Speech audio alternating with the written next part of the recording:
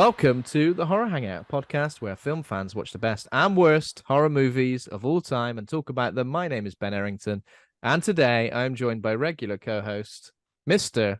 Andy Conduit Turner. Hello, Ben, and indeed everybody, including special guest this week. Hello. Oh, a very, very special returning guest, Ash Millman, professional horror nerd, presenter, writer, video producer at PlayStation Access. Welcome, Ash. Hello. Hi, thanks for having me, guys. I'm glad to be back. Well, amazing. You are back. We said you'd be back, and we meant it. Did you? Oh, yeah. Well, it's happened. It's happened. There we go. It must have been true. Exactly. We don't lie on this podcast, do we, Andy? Never. Have you ever? Lie. Never. Go back to the tapes. Check them. Everyone's looking fresh. Andy's got a haircut. Ash, you've been to the salon. I feel How did you know?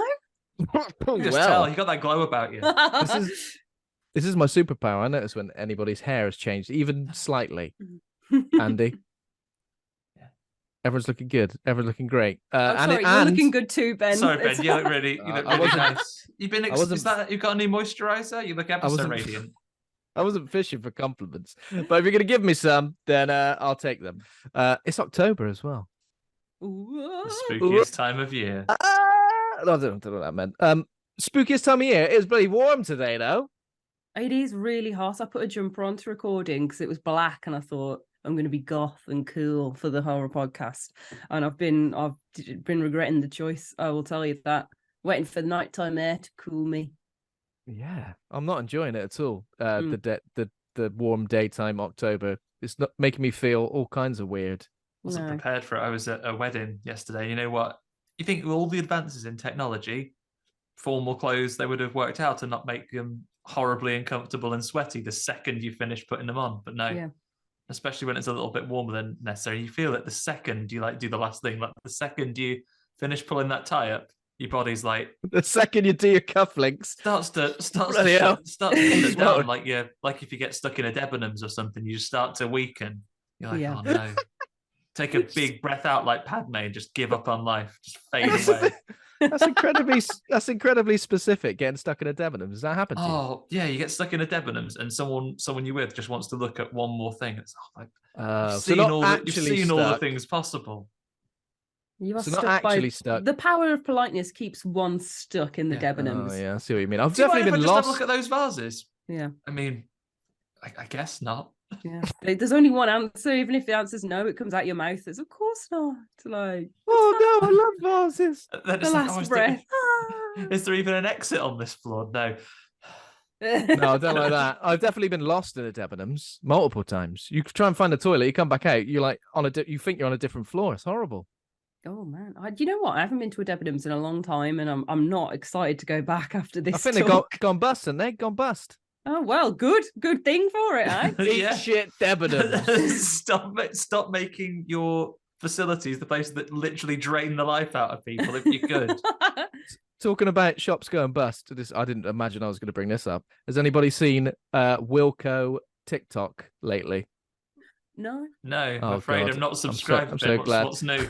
So basically, Wilco is completely shut down forever, but people are posting TikToks, like people who work there, and it's like World War Wilco. Like people are just posting the most over-the-top, emotional TikToks about Wilco shutting down, and it's so entertaining. Walking along empty shelves, slowly caressing them, people crying. It's great. Snow Patrol was playing while somebody like collapsed. Chasing Cars, the best song to collapse to. Yeah, exactly. That's the music I hear when I'm fading out in Debenhams. When did Wilkinson's become Wilco, by the way? Because the rebrand really got me. It really got me because it's always been Wilkinson's ever since it became Wilco. I thought, what's happening? What are you trying to do? What are you trying to be? Hip and trendy? Yeah, I don't know who you are.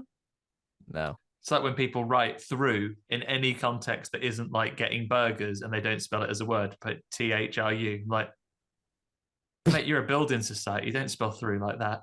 Get out. I don't trust you holding my money. Yeah. I love everybody's really specific qualms. Don't shorten words unnecessarily. No, I meant a building. What? A building society has a drive-through. That was an example. I think banks have drive-throughs nowadays, though. That was the worst example you could have given. I like everybody's really specific annoyances. That's good. And I don't know why I brought up Wilco TikTok, but please check it out. And if you're listening, check it out as well because it's entertaining. If you like suffering, which I think if you listen to this podcast, you might do. It's not being sensitive. Wilkinsons, as it's a formal occasion, we use their full name. Rest in peace, obviously. Many a time I've been in there to get, when I've needed just 1 or 2 screws, don't want a whole packet, nip in Wilco's, get that sorted. Great for light bulbs. I when I first moved in to my flat in Gateshead, decked it out with Wilco goodies. It was Wilco then as well. And I went in and I bought a small glass vase that had some fake plants in it, and it broke in the bag on the way out. I went back in and said, "This is broke in the bag," and they were like, "Don't care." That was it. What? You see, they were like, "Replace it if you want, or don't. Do what you want." And I did replace it, and I was like, and it's that lax attitude that for me explains why Wilco is now gone bust. I hope we did some malicious customer service stuff when you get in, like after that event, like make sure that you wasted enough of their time to like cancel out the money they'd earned, because I'm not against doing that. I do that regularly. No, I was just like, you know what? I respect how little you're invested in my little glass pot story.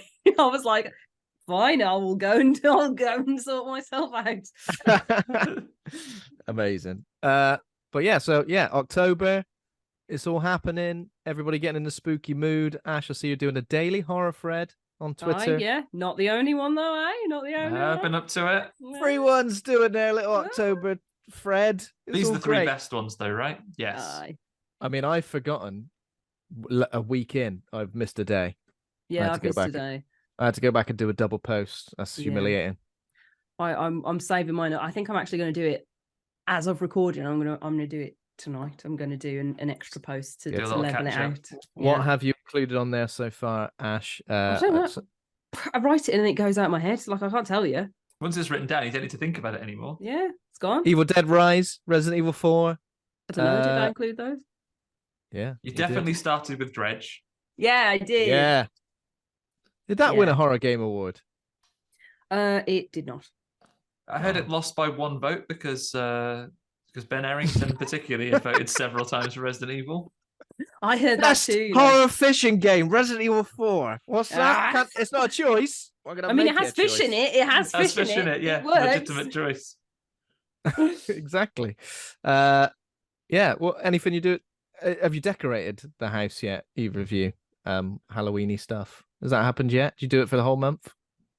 Not yet officially. There is a dog skeleton that has been on my window ledge here in my office since last Halloween. You're looking at him lovingly. You're looking over to him like. I think he's very cute. And then at Christmas time, I put a little Christmas hat on him, and so much I'm going to get him. Hang on. Good, oh my God, we're going to see him. This is what I wanted. This is a result I wanted. Oh look, and there's our lady involved. There's our lady in her lovely Sunday church dress. Yeah. Yeah. Yes. Oh, he's got a bow. He's got many. In his mouth as well. Isn't he Trey Jolie? Isn't he great? It's not his own bone. It's got in his mouth. Though, no, is it? It's another bone from a plastic human skeleton, I would wager. But yeah, constant companion, not just Halloween, but he's seasonally appropriate now. One of my favorite Halloween little bits of whimsy is anatomically incorrect skeletons, like the dog. I have a cat one and a frog one, just because they're so wrong. They're so wrong. Do frogs even have bones? I don't know, but this one has too many. This has too many. I think I saw in the unclosed store. I saw in the Morrisons last year. There's an octopus one. I'm pretty sure they don't have bones. Yeah, I just love it. Like the cat one has like little ear bones, and I'm like, that's not how that works. But I respect it. I like the energy. It'd look weird without it, wouldn't it? Yeah. What about the absolutely giant skeleton you can get to go in the like 9 feet garden? ones? Yeah. They've got 9 feet. Yeah, like 9. Of course, Americans with their foot talls. Yeah, still like big 9 foot tall. I don't know how many feet they have. They may have 9. You never know. The limits of what you could buy in the land of the free are no bounds. I have your list up. I have it here in front of me. So far, Ash's recommendations, if you want to catch up, and you should, You've got Dredge. You've got Talk to Me. Excellent recommendation for this Great year film. so far. Sarah the Bone Woman. That's on my list. I've not got around to seeing it yet. You'll like it. You'll like it. It's really good. It's really, really good. It made me very emotional and pensive as my Letterboxd review was way better than anything I've written anywhere else. But I personally, like, I think it kind of resonated me with as someone who is unsure if they'd ever want like children. I thought it was a very interesting film on the kind of female agency, patriarchy, expectation, and had a very just an ending that left me like, I'm going to think about that. I need to hurry up and watch that. It's on Shudder right now, is it? I think so. I think I watched it on Prime, but I have my Shudder subscription through there. So it's either way. It'll be there. It'll be there for you. So after you've got that, you've done Resident Evil 4 as voted by Ben Errington. The remake there. Skinamarink, most divisive film of the year so far, maybe. And I hate it. I think I hate it, but also I call it Skinamastink. That's what I call it. Oh. But I do also really like it. I love to. It's one of those films that I would never want to watch again, but I'd love to talk about it loads. Like one of them. I enjoy. Yeah, I'm glad that I've seen it, and I think if it was playing on a loop in the tape, that'd be fine. Yeah. But, oh my god. Yeah. Yeah, a great art installation. Not so much a film that I'd watch for entertainment. Evil Dead Rise, you've listed. Bramble, the Mountain King. Oh, amazing. Oh, yeah. Who made all these picks? These are great. And The Exorcist Believer yesterday. You're right, actually, you're up to date. Yeah. No, I need to do another one for today because I'm on. You've got the 9th for today. Did you see what? And today's 31 Days of Horror Hangout recommendation was Terrified with the accompanying episode. The last episode Ash was on. Amazing. I didn't even do that on purpose. Oh my god, it just works in wonderful ways, doesn't it? Works in wonderful ways. Sure does. It sure does. It's all syncing up. Yeah. God didn't play a trick on us, hey? Bringing it back to the Exorcist Believer. God played a trick on you.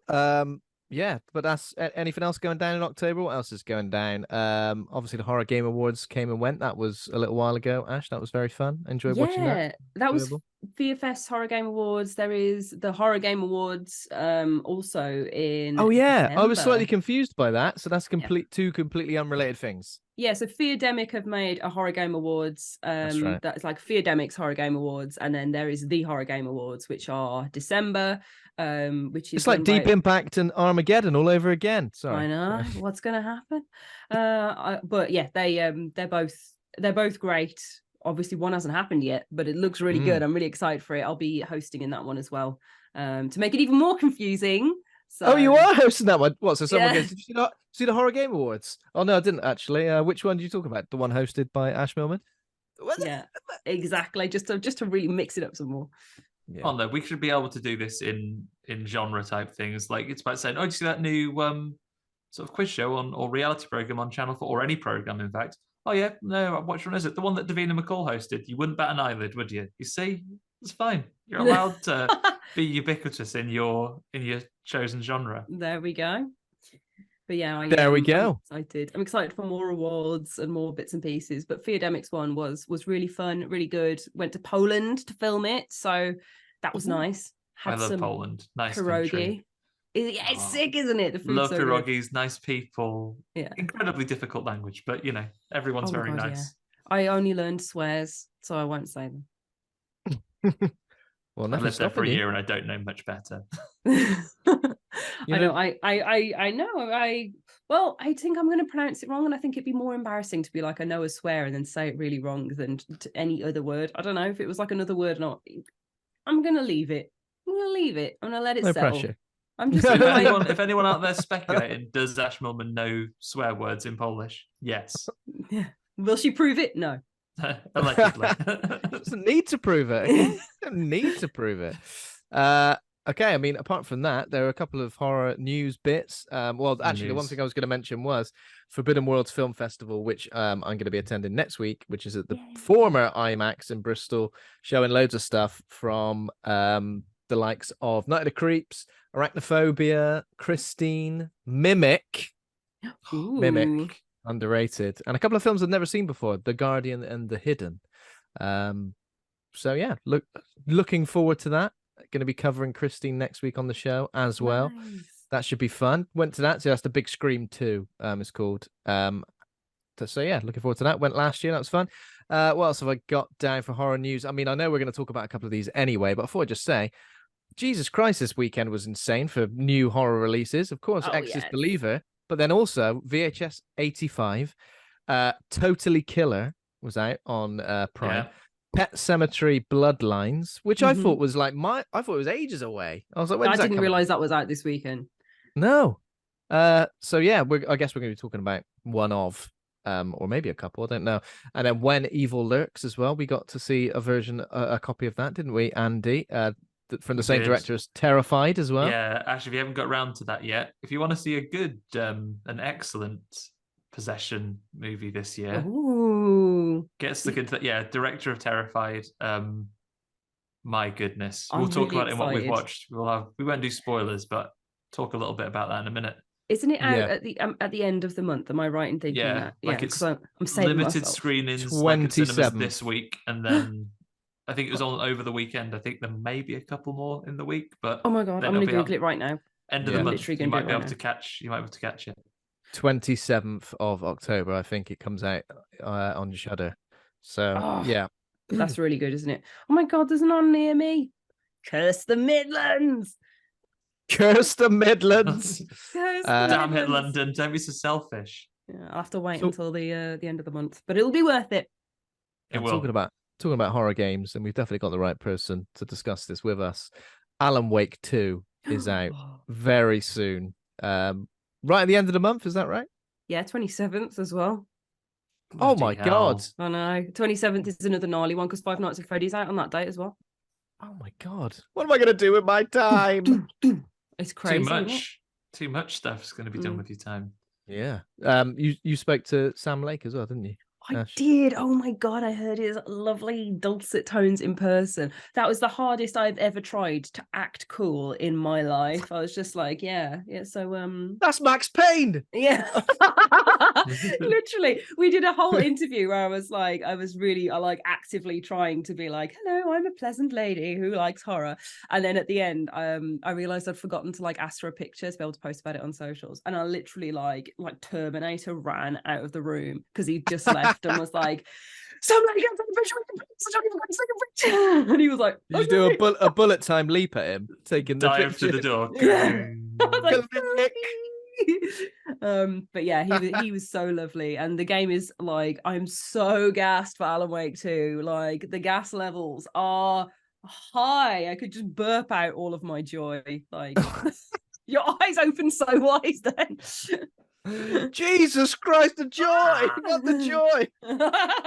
It's too much. I can't wait to play it. I've had a really bad record so far this year of having the time to play things as they've come out. But I'm so glad things might be a little quieter for me in November, so I'm hoping October I can jump straight on it. I'm not going to start anything new story-wise. I blitzed the story of new Mortal Kombat, and that was fine and lovely. But I'm keeping Starfield at arm's length until I've got Alan Wake done. What about Baldur's Gate 3? That's not even started. I know that'll ruin everything. It's amazing. I could just weep. If I could burp for Alan Wake, I could weep for Baldur's Gate 3. Burping out horror-related joy and just tears of salty RPG goodness streaming down your cheeks. There's so many brilliant horror adjacent storylines in there as well, because fantasy and dark fantasy, obviously dark fantasy has got the horror stuff in, but fantasy in particular absolutely veers into horror so much because it's about fighting evil and skeletons rising up and all this nasty business. And it's just there was just so much in there that's totally spoke to my childhood as both a horror lover and a fantasy player and RPG obsessive. It was just literally my inner child was healed, as they would say in the youth speak now. Yeah, I'm gonna have to get on Baldur's Gate before too long. I think that one of my friends I see down the pub, she's currently she plays until she gets to the point where a partner has got, but doesn't want to overtake him to spoil it for him. So then goes back and starts another character. I think she's on the third act with her fourth character now or something along those lines. Oh my god, that's crazy. Jesus. Making the characters and doing different playthroughs is really fun though. Yeah. I can't wait. I'm gonna have to I've only witnessed it from afar, as a backseat gamer. And yeah, the horror adjacent stuff's good. Obviously, there's a mind flare. I saw a lovely hag recently. Yes, the hag is a lovely hag. My hag's I saw a lovely favorite. hag. Everyone's trying to have sex with you now. Yeah, you can't have sex with a hag though. I tried. It doesn't. Just can't get the rolls for it. No, I tried. Can't have sex with a hag though. I tried. Right, I'm going back. Rejected. Such a shame. Yeah, I mean, apart from that, I guess we should just talk about what we've been watching, because I know there's something that we've all seen that we should probably discuss. Yeah, VHS 85, that's the one, right? Yes. VHS 85. Andy, you saw it as well, right? Yeah, I watched VHS 85 day one, mate. That's nice. Very happy to hear that. Probably could have been a better thing to do an episode on, I guess. Maybe. I mean, Uh, we're not giving anything away on our opinions. No. But yeah, the VHS films are obviously always a joy. And this one had some like heavyweight filmmakers involved as well. So Scott Derrickson made a section. Who else? Gigi Guerrero. Yeah, that's right. I was trying to get the name up, so I didn't get one part of it wrong. I was going to say Eddie Guerrero, but no, that's incorrect. No. Don't do that. Yeah, which was obviously great. And then is it Mike P. Nelson? Mike P. Nelson, David Bruckner, Natasha Kermani. Yeah. So lots of great horror films. And I'm really going to struggle with this one to tell you what my favorite section of it was. Yeah, that's a good point, actually. I don't know. I have a favorite section. I can tell you mine. Okay, do it. It was the second one. It was Ms. Saul Carrera one, because it felt like it just felt like all of the different parts of found footage coming together in one big crazy moment. Like, it's got the Descent vibes of being underground, it's got the Wreck vibes of all this kind of panic and like building work. Like, it just I really liked how just bonkers it went and how violent it got as well. That was definitely my favorite one. But the through narrative and the final segment, which was Derrickson's as well, was just, and obviously Bruckner's monsters are always amazing, so there was so much to love. But that one, I think, was the one that I thought, ooh. Yeah, I loved the through narrative one that it keeps coming back to, because I would say there's only one of the VHS movies I've not seen viral, but from all of the others, I think there's something to enjoy or recommend about every single one of the things. But I'd say some of the things maybe the low point for me in the other VHS movies has sometimes been the sort of linking narrative. It's either nothing really, or I think I forget which one now, where it's like, I could almost have skipped this, but it just didn't gel with me particularly. But this one, I think the through narrative, it was one of the strongest parts. I really, really enjoyed it. It was really well done. I think they've really got that balance nice. I think giving it a little bit more of a story rather than it just being a contrivance to get you to the bit where the next video is going to play, I think it worked really, really well. I think this might be, I haven't tried to rank these in my head, one of the strongest ones for sure. I really enjoyed this, not just because 80s stuff is the best naturally for horror. Yeah, that was great. And yeah, the through narrative was great. I enjoyed the first part as well, at No Wake. It kind of reminded me of that section in Creepshow 2 with where they're on the lake and there was that killer bin bag. It kind of reminded me of that, and I kind of like how it linked. Killer bin bag. I don't think I've seen the Creepshow 2. You know, it's a Stephen King like novel, like short story. Is about that?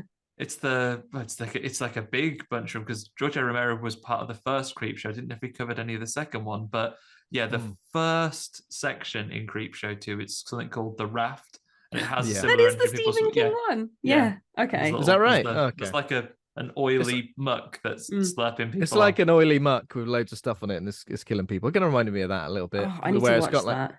Yeah, it's good. Yeah, it's good. Sorry, I didn't mean to cut you off. That was that's just my inside thought came outside then. That's all It's all good. good. That's what this podcast's for, you know. These are all inside thoughts. I've not shared any of these with anybody. And Dream Kill with Scott Derrickson was interesting as well. Definitely. You can definitely see after watching something like The Black Phone, you can see sort of his style. It's very Cargill, the writer as well. That's right. Yeah. Yeah, they worked together. They worked together quite a bit, and they were an amazing team. But like that was so sinister. Like it was so sinister coded. But like even more violent. We actually did it as like a little watch party in my Discord. Like we all watched it at the same time. And sweet. like I had people being like, I need to have a min because it was just really intense. And like I think that like what I wasn't expecting it to go quite as like hard as it did with the close-ups of like the meat cleavers and juicy stuff. Relevant to what we're going to be talking about for the main thrust of the episode today, like seeing what you can do with filmmaking now, and seeing how there are filmmakers who arguably some big names in horror filmmaking, but you know, maybe things that the studios aren't pulling the reins on quite so much, or it's made by genre fans really heavily. What they can do with those films, where you can watch them, that's intense, and people do have to pause for a moment. Not everything has to be super intense, but I don't think they compromised on the horror visuals in this film. Whereas you might see another film that I would say comes from a heritage of being one of the more extreme horror films, where maybe they dial things back a little bit and take a little bit of a more sedated route to it. Maybe that'll come up a little bit later. I don't know what you could. No idea. What could I No be idea what getting it could at, I mean. wonder. I definitely enjoyed this one. I think for me, I did like, is it 95 the most? What's the one with Ratma? Was that? I think that's 95, 99? 99. Yeah, there's 94 and 99, and then 85. Yeah, that's right. 99 was the last one. That was Ratma. But I still enjoyed it. They're still very like just solid and enjoyable, aren't they? I think that's good when you can't decide on which one's your favorite, because they're kind of along this level of quality, which is good. Okay. Any of those other new releases did you see, Ash? No, not this weekend. Exorcist and VHS was my double bill this weekend. Yeah. Have you got around to Pet Sematary, Ben? Because I think we've both seen When Evil Lurks, and I'll touch on that a little bit more in a minute. But have you seen New Pet Sematary? No, I've got that on the list for hopefully this week. But yeah, we saw When Evil Lurks as well, didn't we? I don't know if are we going to do like some sort of bonus episode or something on this, Andy? I think we probably should. I think it's worth talking about. Maybe we'll get our heads together, Ben, on the schedule, and we'll do one that we can release as it comes out on Shudder. So everyone can get on and enjoy it, or get the old noggins together, or they can get a couple of days to have a watch of it before they go through, where we do a full discussion where we hit the spoilers and what have you as well. But what I will say about it is, talking about films that don't pull any punches, I audibly gasped on several occasions watching this film. Seeing what other English language releases did with Terrified, Smile, taking the shot for shot thing. Some of the shots that they use, I don't want to spoil anything at this point because it's not generally available yet, but I feel like it doesn't really pull any punches. There is no direction they won't particularly take, and that it is consistently shocking and like horrifying throughout. And it's relentless. There's not really any escape to it as well. Not like in Terrified, where they just don't go around the house, then move away. Just don't go around there. I don't really want to spoil anything for anybody. I would say it's very, very effective. I think the first 2/3 of the film for me were right there. I think the mythology of the movie maybe lost its way a little bit at some point, where I was a bit like, I'm not sure if I know what the rules of this universe are. But still, apart from that, yeah, I audibly gasped many times. Yeah. I think for me, it's not always the gasp, right? But sometimes, as you know, when you're watching it with somebody and you both just do this immediately. You want to see it's the other literally person. Just that. You just go. It doesn't matter if you miss what's happening next. You just want to see the person's reaction. I mean, this is no spoiler. This is in the trailer, but in the trailer, you'll see there's a little bit where there's a little boy, and he's watched something in the trailer, and he's dropped something. He drops his toy car down the stairs. I'd have dropped my car down the bloody stairs as well, mate. I tell you, it was so shocking what happened. If I was standing on the stairs with a little toy car, I'd have been straight down the bottom of those stairs. It feels like one of those films. You know, sometimes a horror film is like, oh, this is a bit nasty. It's a little bit horrible, but it won't go as far as perhaps it could. And I feel like this one goes. Nothing much is really off limits. Yeah, someone drew a line in the sand and said, "Yeah, no, don't pass this line." Yeah, the Exorcist line from the wrong side of it. Yeah, which the Exorcist believer, I feel like it doesn't even go up to the line. It just sort of goes, "Oh, the line! Oh no, the line!" It's the line. I'll stay a respectful 2 meters back from that until called forward. Yeah, so maybe we'll do a bonus episode to come out around about the time it comes out on Shudder. That's a good idea, Andy, because I think I've definitely got a lot. It's worth talking about, and I think when inevitably it comes to the end of the year and all those channels are doing your top scares of the year or the top most extreme horror moments, they're cleaning up. They're cleaning up this year from about 3-4 moments of that movie where it's like, bloody hell. Bloody heck. Oh, okay. goodness. I think we've said you're enough. Psyched for this now. You're going to be day one. Oh, I'm so excited. I actually am. Like the way you guys are talking about it is like, you know, and it's like the campfire stories of like, and there was a film so shocking that her eyeballs fell out. Like that's the vibe of this one. So I am excited to watch it. Oh, there'll be kids around the playground where there's that one kid whose parents clearly are real hands off. They've seen all the Freddy movies, and they're probably a little bit weird for it. And you know, with an adult brain, you might have said, does someone want to make sure they're all right? But this is the kind of legend building you get. Yeah. The kid who's like, I've seen it all right? I've seen everything. my nephew recently told me he's seen American Psycho. Ooh, you didn't do it. Ooh. How old's your nephew? Because if he's like 25, then I'm not going to be as... He's not 25. I don't want to... He's only 19. Throw his mum under the bus on air. He's 10. I reckon what he's done is he's seen like clips on TikTok and now he's decided he's seen the film. Yeah. Don't. So it's okay. His mum isn't responsible. He is a liar. So you're a big bloody liar, mate. I went, what do you reckon? Do you reckon it's all in his head all along? Sorry. Got curvy.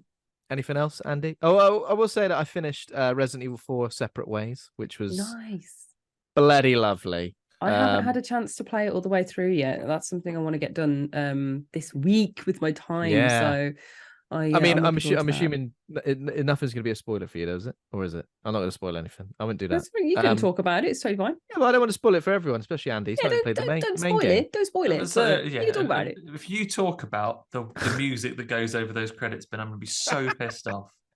There's like a few moments. Little fly just caught it like a ninja. There are a few moments that were missing, weren't there, from Resident Evil 4, where people are like, what about this bit? What about this place? What about this section? It's pretty much all here in Resident Evil Separate Ways. That'd have been fine, actually, because Capcom could have just ground that. You think, you bloody ungrateful sods. Just work my fingers to the bone. It feels like that's what this bit that's missing. No, they put it all in for you.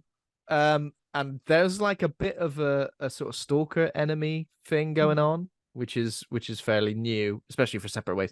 Because Separate Ways, the original, was kind of like the same sort of areas as Resident Evil 4, just at a slightly different time to Leon, and it was kind of like from back to front instead, wasn't it? You kind of start off.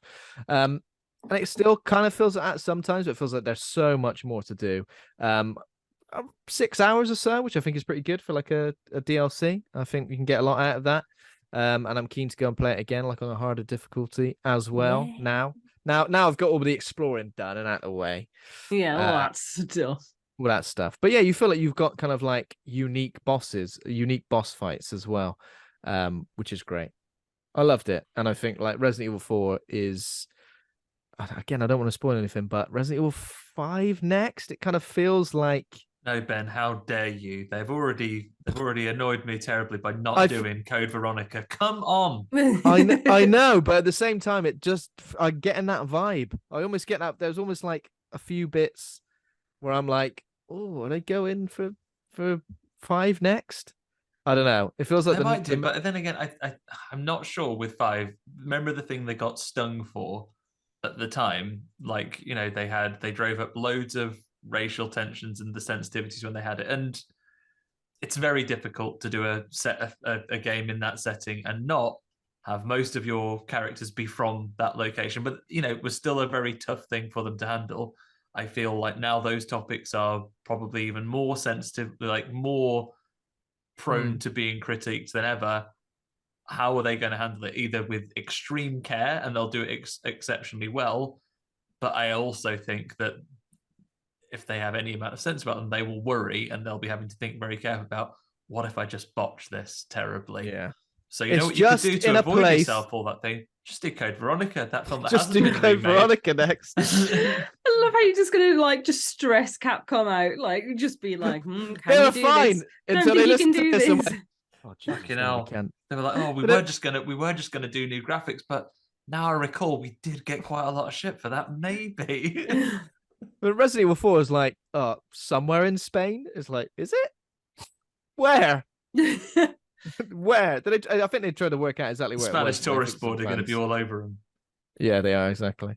So yeah, that was great. I would love a Resident Evil 5 remake or a Resident Evil Code Veronica remake, because it just feels like Capcom don't miss with these remakes so far.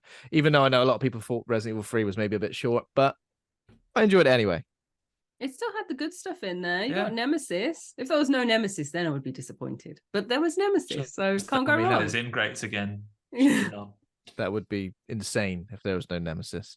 But yeah, Resident Evil 4 separate ways. I think you've enjoyed the main game 100%. It's worth spending like the extra few quid just to have a go at it. And it's always great playing with Ada. She's got like a little grapple hook and all that shit. Yeah, grappling. Think she's bloody Batman or something.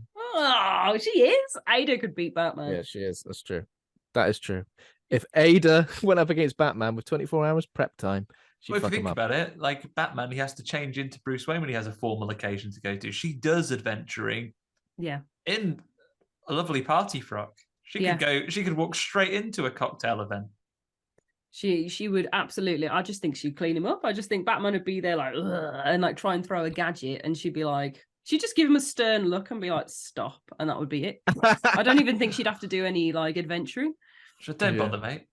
Yeah, I feel like a character of Ada has developed from the remake though, from the original. Sorry, she's a lot from the original like... when she was some guy's password, or not the original, or the original game that she was in. Number 2. Yeah, I think look, a lot of people say they don't like the voice actor of Ada and Wesker, but I think she's great. Yeah, I like it. She's so matter of fact, very stern. I think it's great. You ask people on the internet, no one likes anything. Come on. And of course, Ada and Wesker are also added to the Mercenaries as well, which I have been absolutely loving. The fact that you can just go crazy Wesker Matrix shit on everybody. Woo! Woo! Go full That's Bertie. my review. Woo! Woo!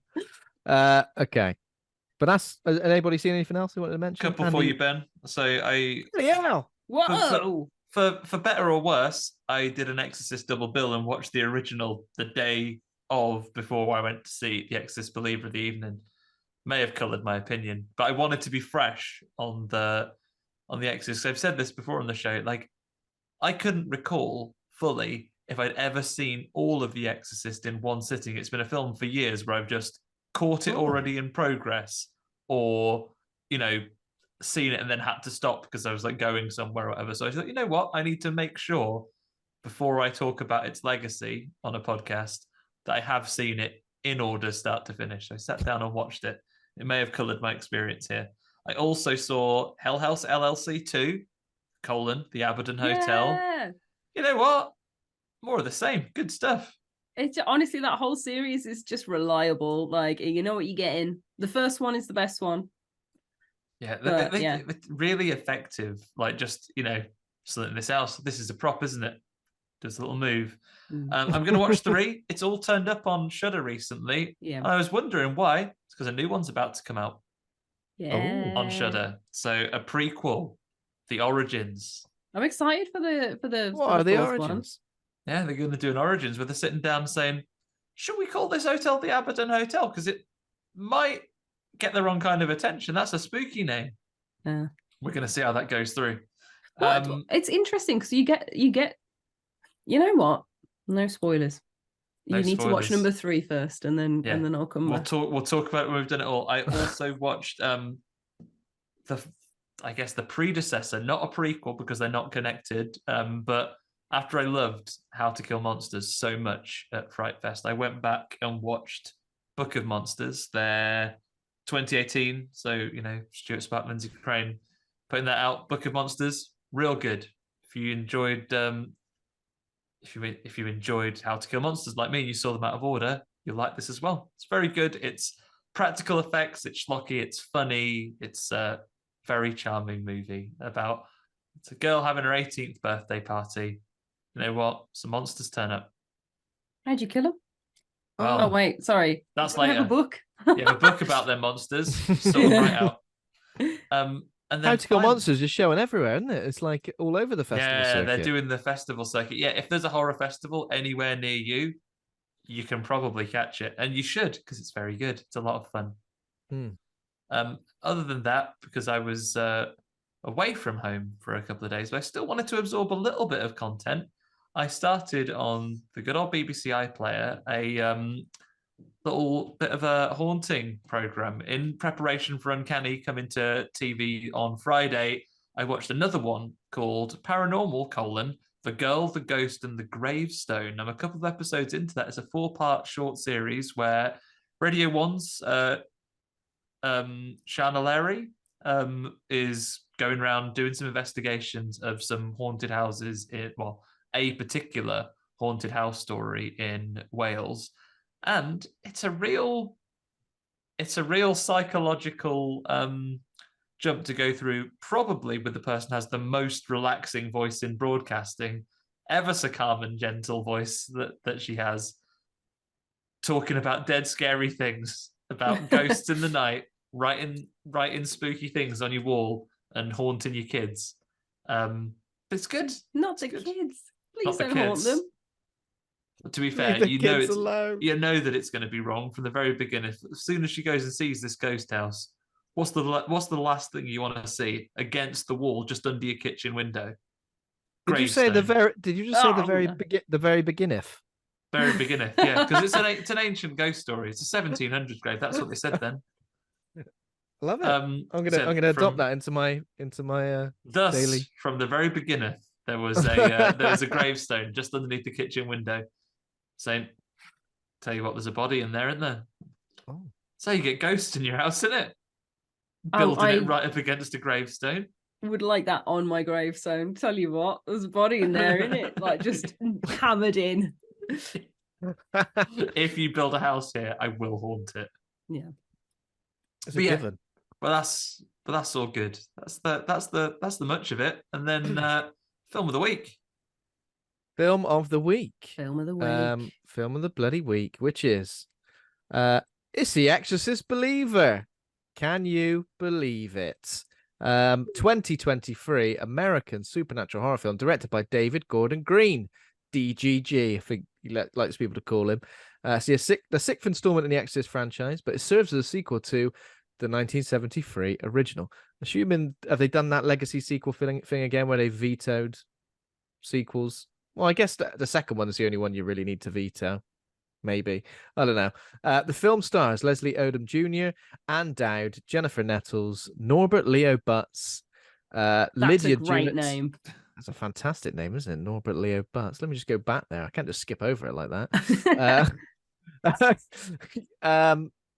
Along with Ellen Burstyn reprising her role as Chris MacNeil from the original. And the plot for this movie is when two girls disappear into the woods and return 3 days later with no memory of what happened to them. The father of one girl seeks out Chris MacNeil, who's been forever altered by what happened to her daughter 50 years ago. It's crazy when you say 50 years ago, like when they said, "Oh, Leatherface been chilling." Leatherface has been chilling for 50 years. He hadn't done any murders in all this time, and now he's just decided to get the old chainsaw out again. Do you know what I mean? Just felt like it. All because someone bought that house out from under that old lady. That's mad. Like for it to be 50 years since the original is crazy. Okay, so in terms of, obviously it's only been out for a few days, but on IMDb 5.2, Rotten Tomatoes 22% critic score, 59% audience score, 2.3 on Letterboxd, and here are some choice reviews. The Film Drunk says, okay, but what if 2 little girls were possessed? Dumbass studio exec. Holy fuck. 2 stars. The Exorcist $sign. The Exorcist $sign. There we go. Cindy says, me and Bestie when our cycles sink. 1 star. Oh. Lee McCoy says, Believer tried the more is better approach. More victims, more religious denominations. None of it works due to choppy editing, a soulless story, and a wasted return of Ellen Burstyn, and a disastrous final act. 2 stars. She's still 2 stars after that. Still 2 stars. And then Josh Rowley, I was trying to find like a positive one, and I feel like this is kind of positive, but this is 2 stars as well. Atmospheric, derivative, familiar, grisly, inauthentic, slow burning, underwhelming, well made, well scored. 50-50. 2 stars. Yeah, so there we go. My hopes were pretty low for this. I don't know why. You know when a film's going to be released and you're like, where's a trailer? Where's a poster? Where's news of it?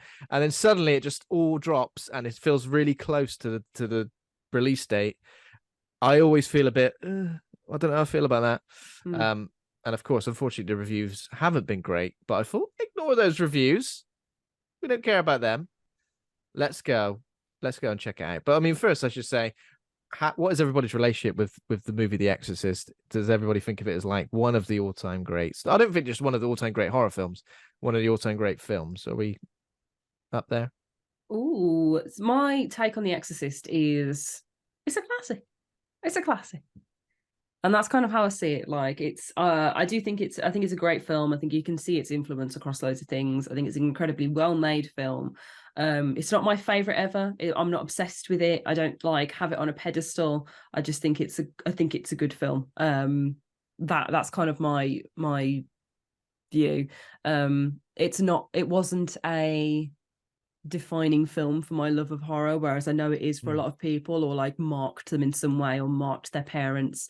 My mom didn't let me watch it for years, and then when I watched it I was like, oh, okay, like that was kind of my relationship with it. So I feel like I could have watched it young and been scarred forever and have this really great like Exorcist story, or I could have probably watched it more recently and been like, wow, my little film brain is blown. My brain is blown. But I watched it at a point where I was still figuring out my taste in movies and horror movies, and I think I wrote it off a bit at the time, and then have come back to it since and gone, no, I like it a lot. I'm talking loads to say just Exorcist, thumbs up. That was me. Yeah, I think you I'm have kind of like there. a particularly traumatic Exorcist experience, Ben? Is this one that got you? So similar to what you just said, Ash. My mum was like scarred by it and still is. Like, even if I mention it now, she's like, oh don't, please don't. And I go, Mum, but I genuinely think like if you just sat down and watched it, because she's a huge horror film fan. It's not like she doesn't like horror movies, but she saw it really young, and then while I was growing up, it was always like, don't watch it, watch it, it's horrible. And of course our little brains are like, oh, I'm going to find this and watch it immediately. Yeah. And I can't remember exactly when I did watch it, but I think I was kind of similar to you, Ash, where I watched it and I was like, okay, I get it. I do get it. I get it. But it didn't like completely and utterly ruin me. But it made me very, very curious about possession and the story as a whole. So I got hold of the book, read the book, then I went back and watched the film, and then it started affecting me even more. But I was like, it probably is for me like one of the most visceral like film experiences I've ever had, where it is very much like it's very intense, and especially if you watch it young when you haven't seen 20 years of possession movies, you know, and the noughties with possession movies, recent possession movies as well. Well, when you see it with like a young mind who hasn't seen that many horror films, it's incredibly effective. And I just love this. I just love the story of it. I love all the visuals or the iconography. The sort of the crisis of faith. This this sort of battle, the fact that like it isn't really a story about a girl and her possession, it's about everybody else. And that for me solidified it as like one of the greats. And I mean I've seen all the sequels as well. I think Heretic is all right, it's not terrible, but is a bit silly. And of course The Exorcist 3, which is very, very good and very different. And the book Legion that goes alongside that as well, I think is a great accompaniment to the original Exorcist novel as well. And yeah, I'm also saying a lot of words when I really just mean, yeah, it's one of my favorite films. It's solidly in my top 10 films, not just my top 10 horror movies, my top 10 films. And yeah, just everything from the music to just everything. It just feels like it pulls no punches. We talk about When Evil Lurks pulling no punches. It felt like it pulled no punches. And I love the stories of now, these stories, I hate them when people go, people are thrown up in the aisles, people are fainting, because I go bullshit. Whereas I know in 1973, when this came out, I guarantee you people were doing that. Scary back then, collapsing. Right? Because, I think a lot more people had a lot more concern for the Lord and what he was up to in the 1970s. What's up, Lord? Yeah, you'd be checking in with that guy daily. A lot of people. Obviously, we live in a more secular time now, and it doesn't have quite the same cultural sway as it once did. But especially in those times, and also, say I watched the other day, pisses on that carpet. Vanish wasn't what it was today. You get piss on your carpet. It was a big deal back then. There were just so many moments where you're just like, oh fuck me, Jesus Christ, surely not. Whereas I feel like this film is like the most watered down version of that. You know what I mean? It's like even the one C bomb it delivers, I'm like, I don't believe it. When it does that, then it's almost like a quote. It's like you said the line from the other film, right? Because it's literally a lift. You can call people someone's cunting daughter all you want. And if it's a quote, then it's like, okay, like it's not the same. But yeah, I get it. Demons are rude. They're so rude. All right, Pazuzu, you know some bad words and you'll do some big negging. Is it even Pazuzu? Well, this is a question, because like there was this whole thing of like, I know you, but there was he was in two of them, was he, or were there two separate people? I felt like that wasn't explained. Like, Pazuzu, please, man. Like, we didn't see any of the demon or demons besides one brief scene, which I actually think was the strongest scene in there. But we'll get to that because it was way later. But yeah, I mean, maybe I'd love some behind the scenes things where you've got Pazuzu with his spooky face and his spiky teeth. Yeah. Him behind the scenes with like two little glove puppets of the two girls going. He was controlling them from there. Before we get into it, Pazuzu. There was no talk of Pazuzu. There was no Captain Howdy stuff. You know, if there was like anything Captain Howdy related, or just how he comes up with his new nickname. The first bit could have been a Pazuzu, or just like his hand, like Dr. Claw and Inspector Gadget, just like writing Captain Howdy but crossing it out and then writing a new nickname that he was going to have. What's his new nickname? Captain Yeehaw. Captain Yeehaw. Is that legit? Or maybe he's going around the world like Did I miss that? It's not legit. Admiral G'day, something like that. He's getting around there. I did pop out to have a little wee while I was watching this movie, and it wasn't one of those like run to the toilet or just casually walked, because I wasn't that bothered about missing anything. Sorry. Casually, do want to run in the cinema and get told off by an usher.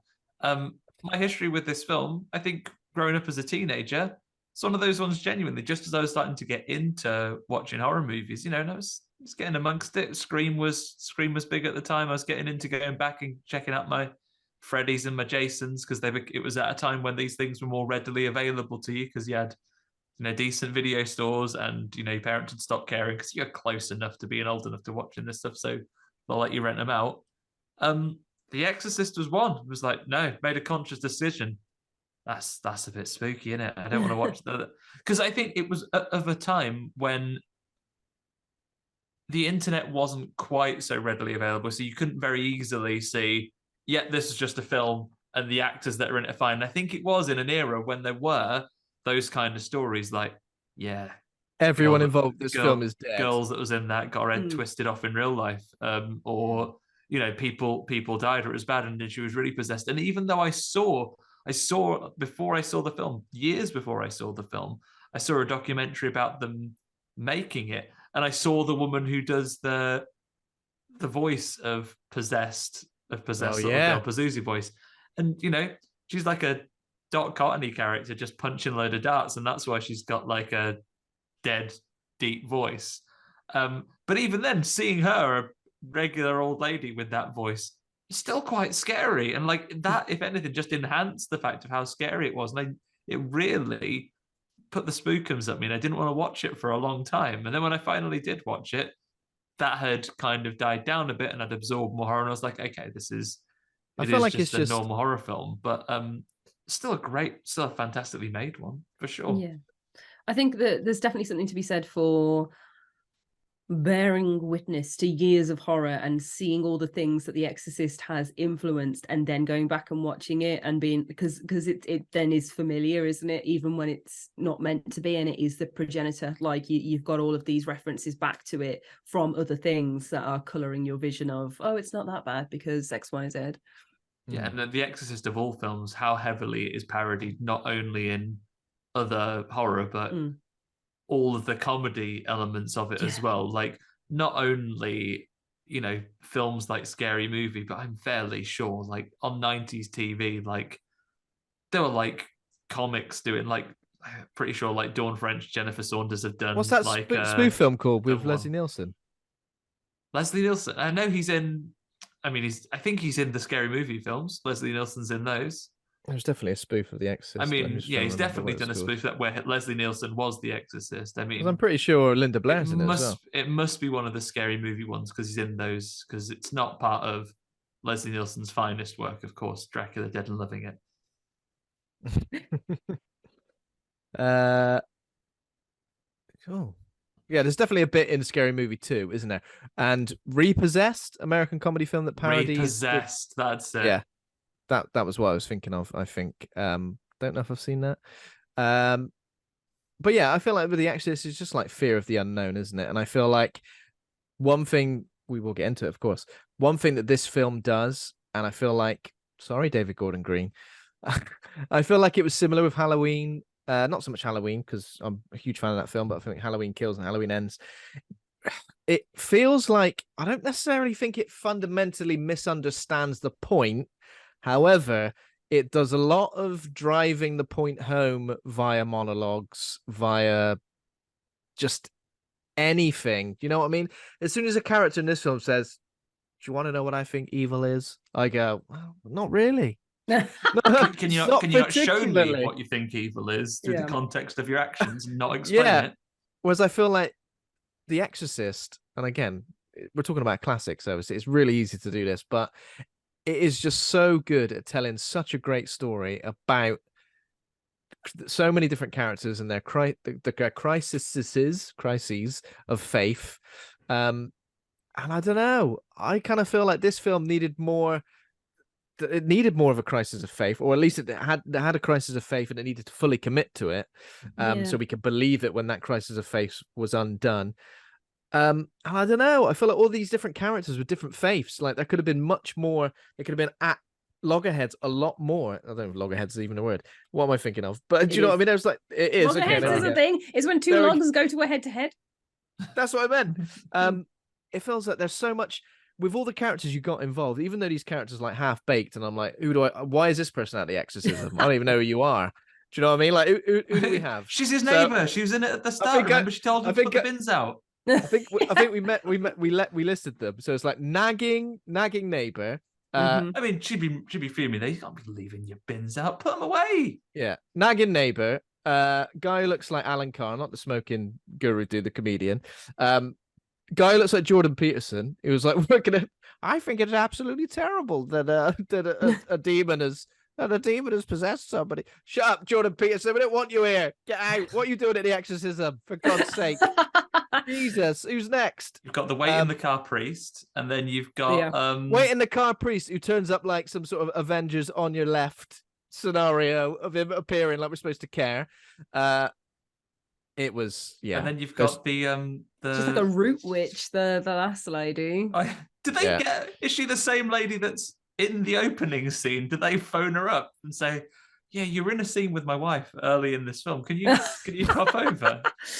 Oh my God, I actually have no idea. It's just, man, the whole point of it being called Believer, like, and I felt like I only got why it was called Believer, like, because it was spelled out, like the guy being, you know, used to have faith but then lost it because he lost his wife in a freak accident at the start of the film, and big then horrible earthquake.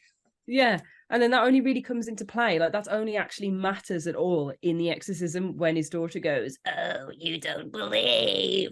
And then actually there's there's no payoff to it though. Like, him not believing doesn't change anything. And I think that's an important message and a cool one to have in a religious possession horror film, where maybe, you know, the power of faith in oneself or in people is what propels these people to actually complete and successfully complete the exorcism.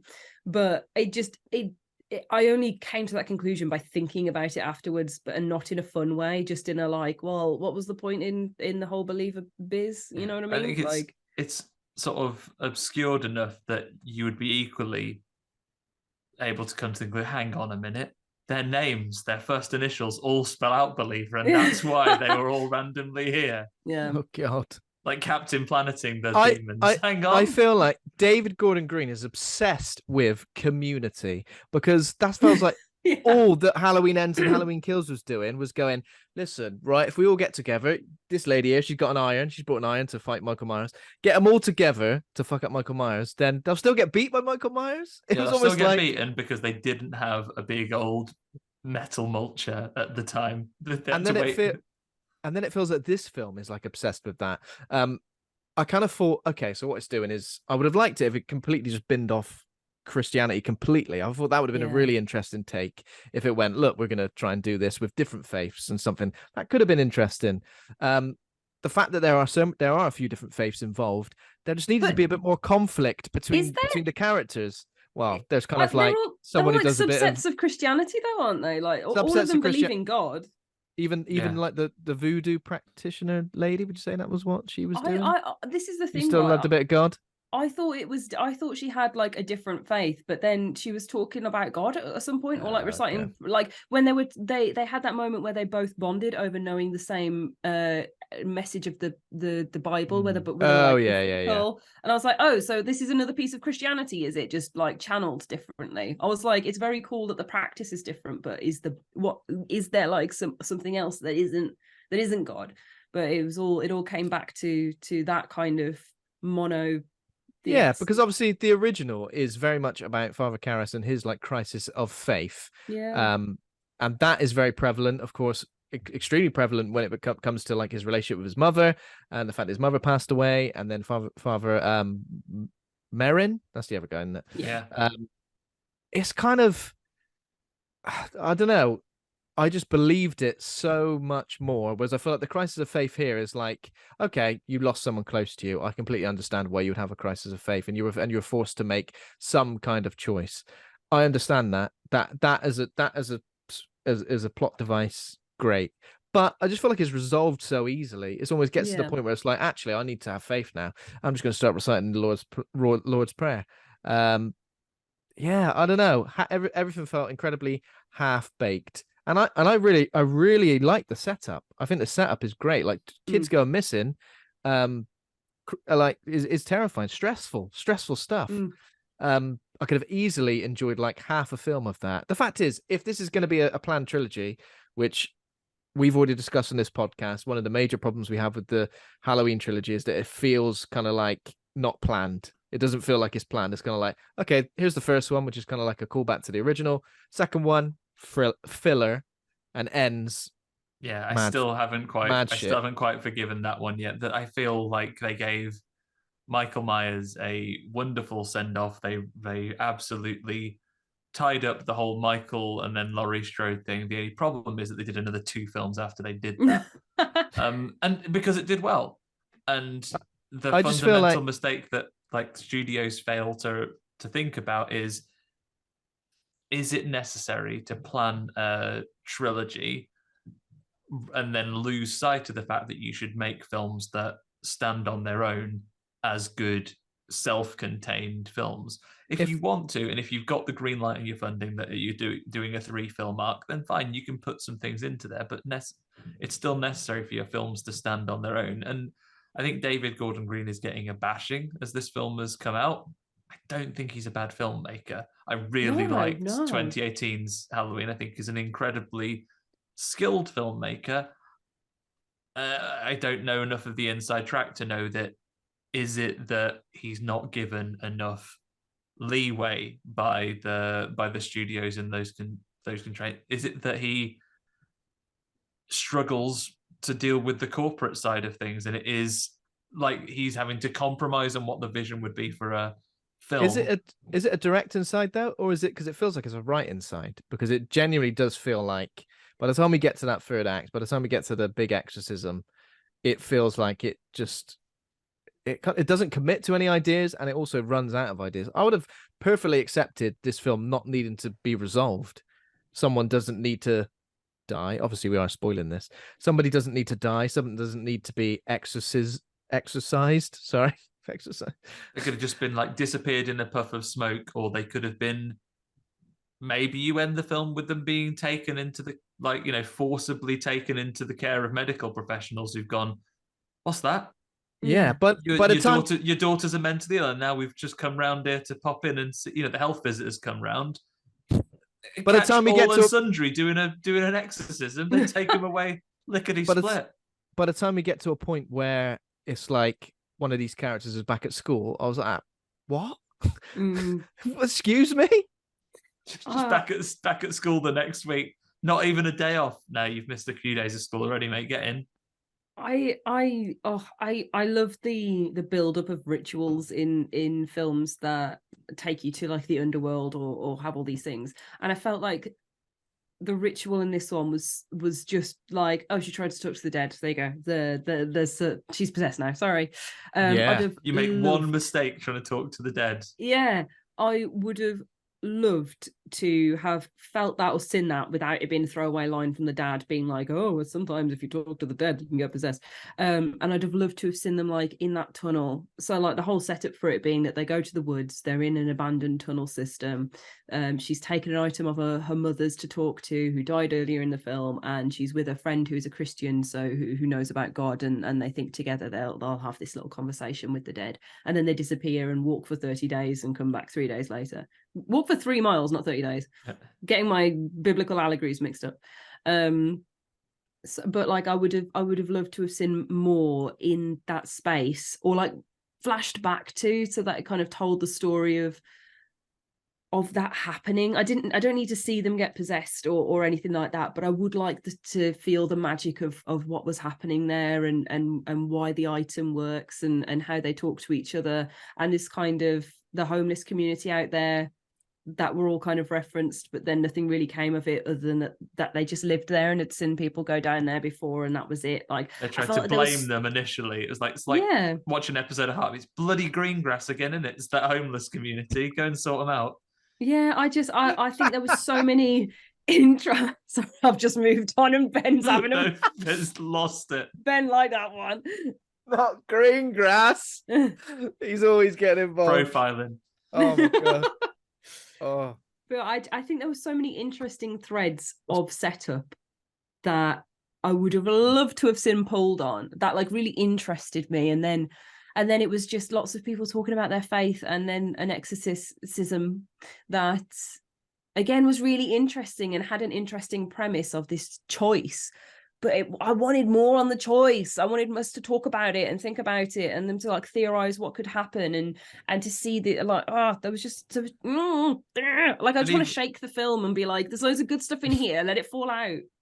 Yeah, and also like it seems like sometimes you talk. We'll get to it when we get to like the final exorcism and the play. And the demons, Pazuzu or otherwise, when they manipulate individuals, you feel like because they've got such a big team, the Exorcist crew, you could have resolved some of these with just a quick huddle, saying, right, they're probably gonna like you, matey. He's probably gonna come at you. He's probably gonna come at you for the fact your wife's dead. Just be on your guard. If I say the code word, you get away. You two, they're probably going to do this, but just be like a little bit of planning, or What's just that? You're a nun and you had an abortion. He's going to bring that up. He's going to bring that up. Absolutely. He's going to bring it up. He's going to bring. I'm sorry. The crisis of faith there is amazing. I think that's a really nice setup for her making her own choices and it affecting the rest of her life, and her still believing in God but not sure where her place is. I thought she had a great story that again was only just told through her telling it. Like I'd have loved to have seen that. And the only bit of horror we got related to it in a very horrific situation for this woman was a scene with some like blood on her bed, and this is The Exorcist, man. Like this is The Exorcist. Like why isn't that girl crawling up the wall and her neck snapping and her going about it, you know what I mean? Just that we got that tiny understated moment.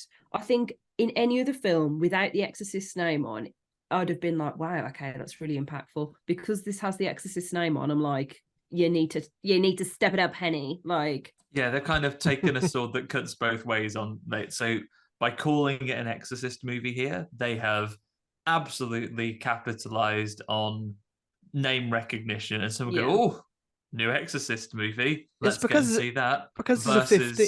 It's because it's a 15 as well, you know? It just feels like, well, I'm sure like films that are rated 15 in the UK, like they can do a lot with them. I'm sure there are plenty which have been super, super impactful and terrifying and over the top. But I don't know. I feel like this, it kind of lets it down a little bit because it feels like everything is kind of like, it feels like the demon, Pazuzu or otherwise, is saying some just like minorly hurtful things, but never like really going for the jugular. It's That's always how like exorcisms work now. It's just like bloody a little Jesus. bit of negging. Exactly. Just see which team can neg the other one the most. It's basically like a rap battle. So you go and you say, right, your mom, your dad, have a bit of Jesus up here, and they actually go, actually, you're shit. Actually, you and the Bible are rubbish, and you're wrong, and ain't you? They go, and then they get back together, and then they do a bit more at them and say, actually, you're crap, you are, and Jesus is ace. Actually, I think you'll find, and then you just do that until one of them gives up.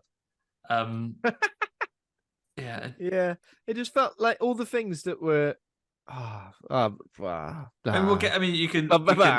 We can groan and moan about it individually. So let's hit the plot, shall we? So we begin in Haiti with our main man, Victor Fielding, and his wife, Seren, which I misread and corrected myself. I have to own up my bad. I misread that as Soreen just now, but it's not. She's not a malt loaf. She's a woman. Oh God, I love malt loaf. Bit of butter on it. Yum, there's yum, There's so many flavors of it these days. Is there? Loads of stuff going on. Oh my God, I've only like original has always been best, but I'm not adverse to trying the new Serene flavor. Have you got any examples, Andy? No, I'm not really across Soreen myself. I feel like it shows our experience with this film where we've been immediately sidetracked by a misreading of a name of Soreen. Gingerbread, blueberry. I know they do banana bread. They do a banana one. Yeah, that's banging. That's good. But a ginger Serene, yes. Yeah. Cherry jellies. No. Toffee apple. No. Oh, I'm all right with toffee apple, seasonal. That's Halloween. I don't know. A Halloween party. If you got to a Halloween party and they've got, you've got your candles there, you're going to have a pumpkin carving competition in just a minute. You've got a horror movie on in the living room. Someone goes, slice of toffee apple Soreen. I'd say yeah, I would. You're right. You got me there, Andy. Now you framed it like that. Yeah, I would. Oh, a little bit of salted caramel dip on the side if you're feeling real fancy. Yum, yum. I'll say, go on then. Live la dolce vita. Jesus. Right? And by dolce vita, I mean dulce leche vita. And then dip it. Oh, that sounds great. I tell you what would be good, like a cinnamon, like a pumpkin spicy cinnamon one. That would be great. It exists. I reckon it does. I'm looking at Serene now. Where are Soreen in the sort of, their what's their marketing team like on podcast sponsorship? I'm not against it. They do chocolate Serene, no? Oh, no. That's an interesting one. Might have to text my wife upstairs and ask you to put it in the shop. Get the malt loaf in, baby. We're dining out tonight. You can get fruit and vegums, berry and beetroot bakes, orange and rainbow carrot bakes. Not just any carrot, rainbow carrot. Wow. Delicious. Right. But not Serene. You know what's worse than Soreen? a character whose name is spelled a little bit like it, Seren, being done in an earthquake, horrible earthquake. What happens in Haiti? And they're having a lovely time before that. Seren goes for a blessing. She's expecting a baby at the time. And massive earthquake happens.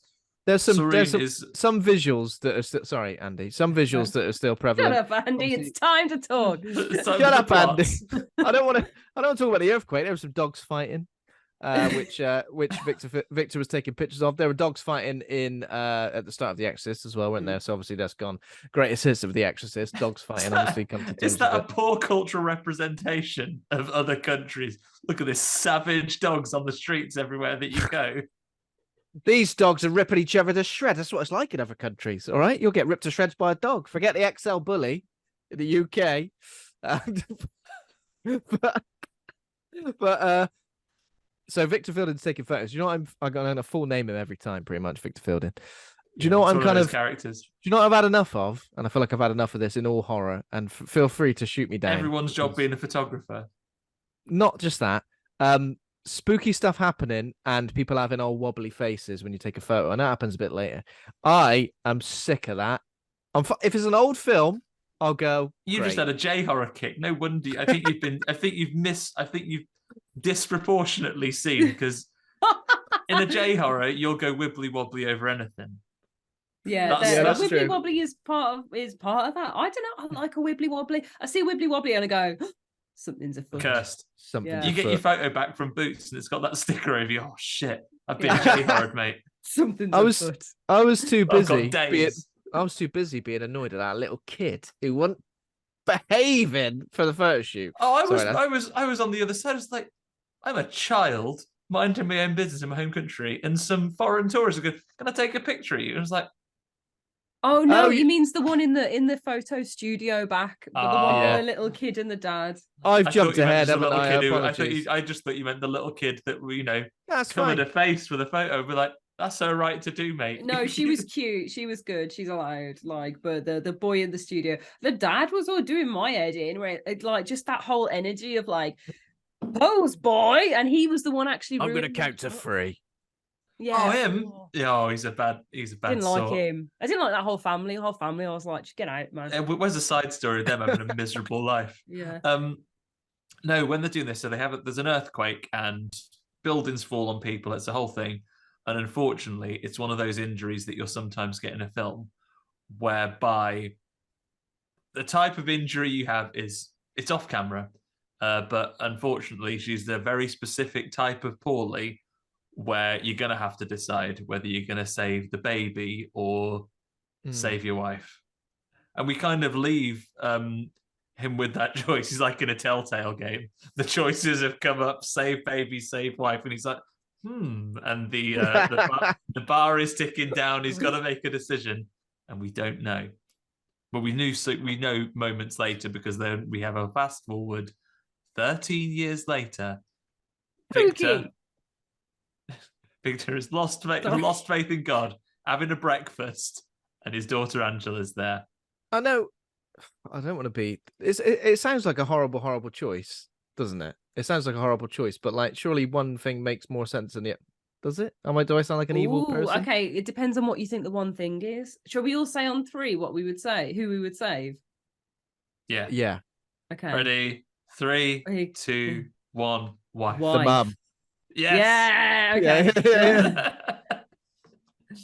Good. Save the mum. Yeah. I mean, we know her. Don't even know that kid. Who they ain't even born yet. That's true. Sounds a bit mean, but I feel like in that situation, you're like, well, that's obviously the answer, because. And also pragmatically, if you've still got your partner, you could have another child. You can't do it the other way around.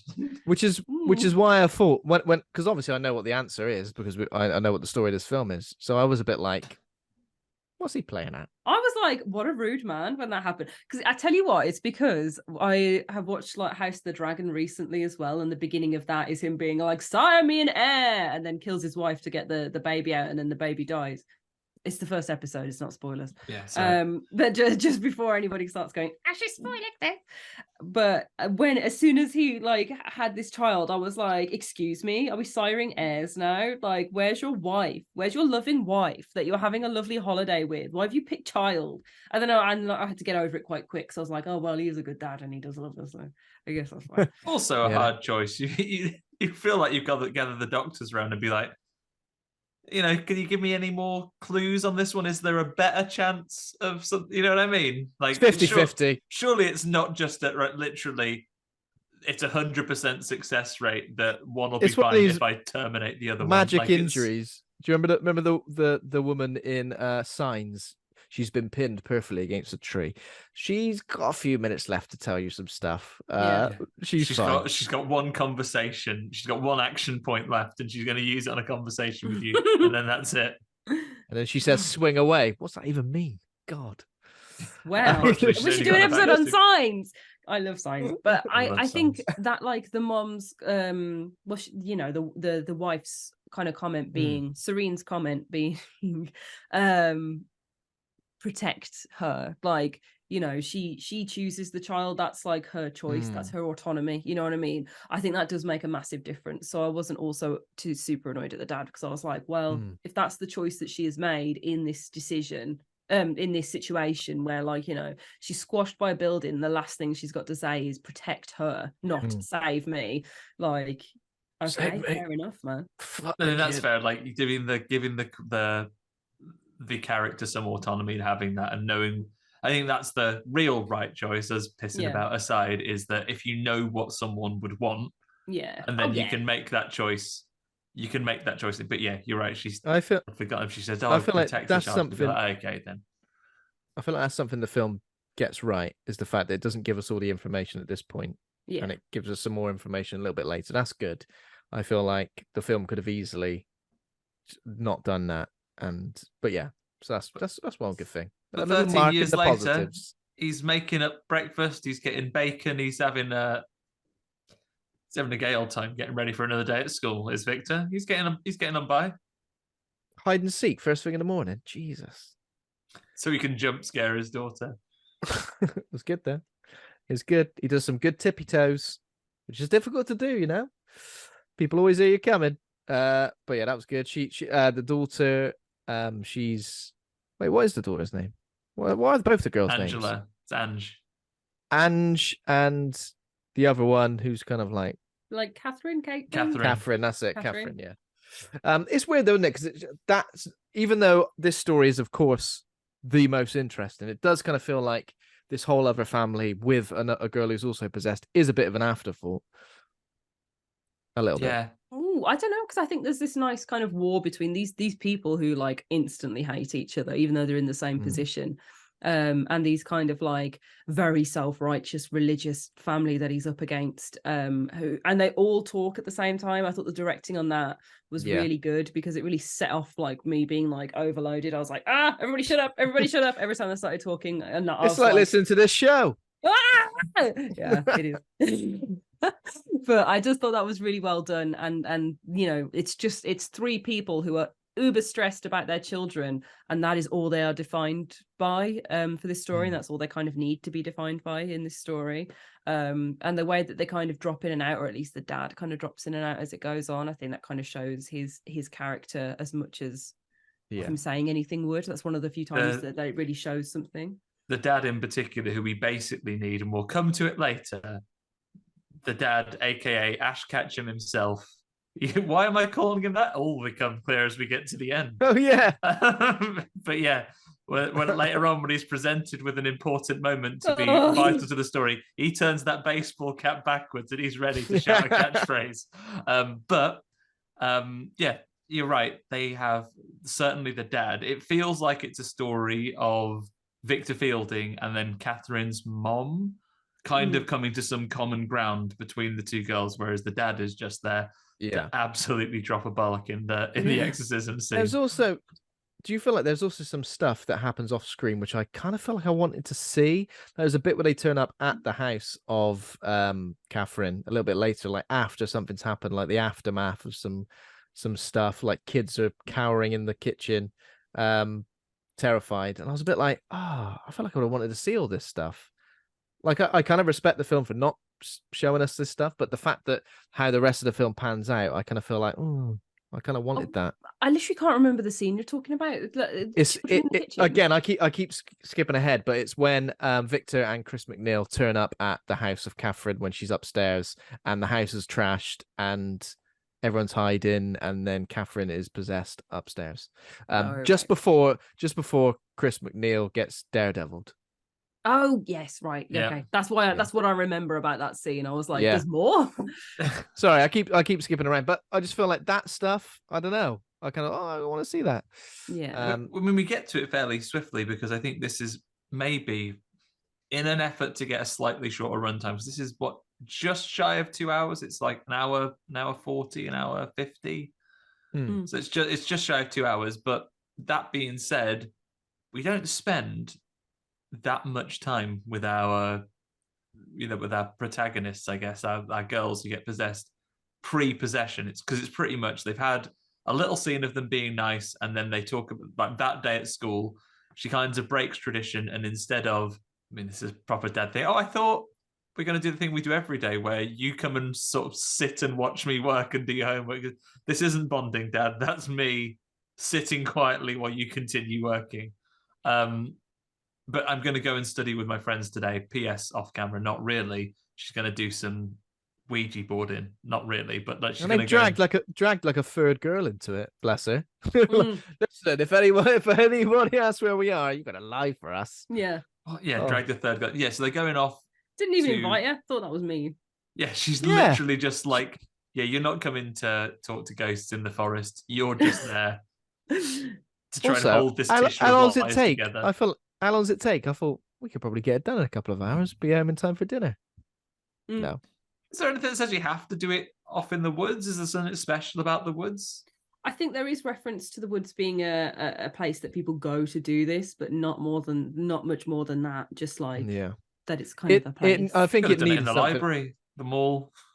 Yeah, it needed something else. Yeah, sorry. Yeah, there's I think it's something from the community, the homeless community out there. They say something about it. It was blink and you'll miss it comment about it being somewhere that kids go to do spooky stuff though, and so there must be something about it that specifically is the woods by the tunnel.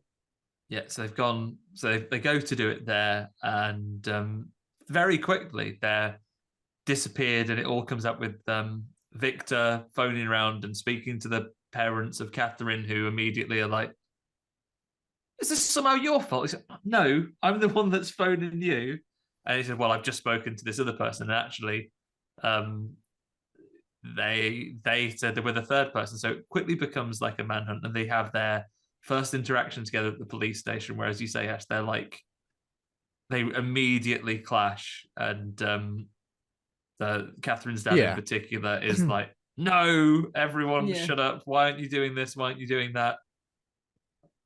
Yeah, it's like obviously they just want somebody to blame, and unfortunately in this initial take, like, they want to blame each other.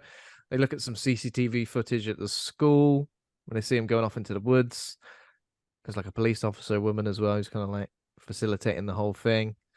But yeah, it's kind of like it's 3 days that are gone, and I feel like in terms of the time that went by, it definitely felt, I was kind of counting. I was kind of going, okay, so now it's the second day, but then it feels like it just kind of quickly skipped past the rest of the time before they were like eventually found. Because what happens? So Victor comes home after one day, and his neighbor is just like, what, broken into his house with like people to. I don't understand this. A bunch of people blessing the house. Yeah, they have a weird relationship, but yeah, he's just gone in there and has invited a bunch of people in to do some blessings, and then Victor's like, "Get out," and then he'll leave, and that's that. Yeah, see you later. The same woman that was telling him to put his bins away the day before. No, this is a different one. Oh, another set of nosy neighbours. Yeah. Yeah, this is difficult. Like, you got one neighbor telling you put the bins away, the other neighbor just letting himself in, blessing your house. Blessing your bloody house. How could he? How could he? Bloody hell! Just leave me to it, will you? But put up missing posters as well. and the dads give themselves give a steely look to each other when they put up missing posters. Well, mine's actually better designed than yours. I hated that. Like, I thought it was as in like in a good way. I was like, oh man, that's so violent that they're each just putting up mission posters of their own daughters. Like, they don't even put them together or help each other. Like, they've got this such a venom between them that they can't even help each other. I've got this side of the street. Yeah, I don't know. It's like, it kind of reminded me of Prisoners, but for like the opposite reasons, because like Prisoners, the two families kind of come together to be able to solve this horrible thing that's happened to their children, and these guys are like go the other way. And I was like, if you work together, it would be better. Work together, guys. But don't worry, it doesn't last very long. Yeah. Doesn't last very long. Literally, if they were using Transformers screen wipes, they could have just had like a non-possessed face come up to the camera, flip round to the possessed one, then come back, and then next thing you know, they're nipping out the woods. They only think it's been a few minutes, but because we see this having the interview at the hospitals, they turn up, they find them alive and well. Great, good news. Hang on a second, not all is well over here, because this is when they have that first interview. And I guess this has elements, and we have a few sessions in the hospital, don't we, where it escalates a bit like Reagan in the original Exorcist, where at first it's quite calm and sedate, and then in future interactions that they have, they begin to get like violent and start to be resistant to those sort of medical interventions that are going on. But the first real takeaway we get on this first one as they first arrive back is just the fact that they think that they just lost track of time and have been away until later than expected. But it's almost like they think they've lost track of time. Obviously, the people examining them are kind of worried that maybe they've been sexually assaulted, because obviously doing various tests on them as well, and also explaining that when there's a moment of extreme, someone can if someone's experienced violence, they can almost like get some sort of amnesiac scenarios as well, based on trauma, I guess, which again is all very interesting, because there's a little bit of that in The Exorcist, isn't there? And there's a lot of talk of hormones as well in The Exorcist. All this stuff's probably just bloody hormones, isn't it? What's that? Spider walking down the stairs. Spider walking down the stairs. Well, it's part of my puberty, I can tell you. It's what happens to young girls. My God. And I guess what kind of was prevalent about that was that, like, in 1973, that sort of represented doctors' attitudes, I guess, towards various things like that. Whereas at least with this one, it feels like everybody's taking everything a little bit more seriously, I guess, because the hormones thing is kind of discussed between the parents rather than the actual doctors. It's just one of a few theories they're bouncing around. Like, one person suggests hormones, the other one says Miranda, this is the mom, goes, little bit of a differential diagnosis for you. Do you remember that time Jesus died? Yeah. Well, he went to hell on purpose for 3 days to basically absolutely wreck shit. So I imagine in hell they were just minding their own business, and then Jesus's entrance music came on. Second he took his last breath on the cross, his music came in, and for 3 days he was storming down there like Steve Austin. He was stunnering the devil. All of his mates were getting battered. He was throwing them all out there, getting some tinnies of holy water, which, because of his powers, he could make them last ages. You could get like 2 cans of beer. He could drink forever with that, because he can multiply it, and he can turn it to any flavor he wants. So is the mum literally saying, because Jesus went to hell for 3 days, and they went missing for 3 days? The devil has taken for them to 3. Feels like a coincidence. Coincidence, or I don't think so. Oh yeah, I don't know. Not taking revenge surely what you want to do as the devil is you want to go and get. That's not how a feud in wrestling works. He needs to go and do something back to Jesus, not 2 completely unconnected girls thousands of years later. He's been really trying for it. What we're going to do about this? He's overthought the idea, and it's lost the thread of where it was. It's like, okay. This first third of the film, though, I kind of enjoyed, because it had sort of like true crime vibes to it, or like Gone Girl vibes, sort of that, where it doesn't necessarily feel like it's a horror film. Sure, it's got some supernatural elements, but in a way, real life, especially when you mention Prisoners, like that whole film in a way is probably more terrifying than this film, and it's not even a horror film. Oh So my God, the intensity of Prisoners is no intense trifle, not to be trifled with, however the phrase goes. not to be trifled It's with. no trifle. Don't smash that sink up with a hammer. God. Ah! God, think of it. But yeah, so I was kind of into it up until, and even at this point, like the girls kind of like exchanging these glances between the glass, like as they're in wiping their head against the windows. They got quite sweaty heads from being Mm. out in the woods for a couple of days. I mean, I think I would have quite a sweaty head, like a greasy head. I feel like that, you know, you're going to get greasy head after 3 days in the woods. They've done all those tests on you. No one's thought to wipe your head down. Had your legs up in stirrups. They've done all sorts at you, but they've got like, give me face a wipe, will you? Come on, I've had a hard couple of days. Yeah, they do look a bit sweaty, and obviously as time goes on, they get more and more bloated, I guess you would say, isn't it? Yeah, they're little bloody acromegaly kids. They got like I don't know what that means. It is an adult form of acromegaly is the adult form of gigantism when they have it in children, because you get too much growth hormone and your head and hands and feet keep growing. You want to watch out for acromegaly. If all of a sudden your hats aren't fitting you, Ben, if all of a sudden your hats are too small on you, you nip to the doctors and tell them you've got acromegaly and get something. You get too much growth hormone in you. As a kid, you'll just get real big and tall because kids can grow forever. But because as an adult, your bone plates have set, you'll just get massive hands, feet, and head like X-Men Beast. That's what you'll be like. So sounds good. Watch out for that. Sounds exciting. I like that. Doctor. That's what they get in the house. The only other explanation, if you haven't got that actual disease, is you've been exorcists, because then you get a funny big head, like a little Cabbage Patch doll.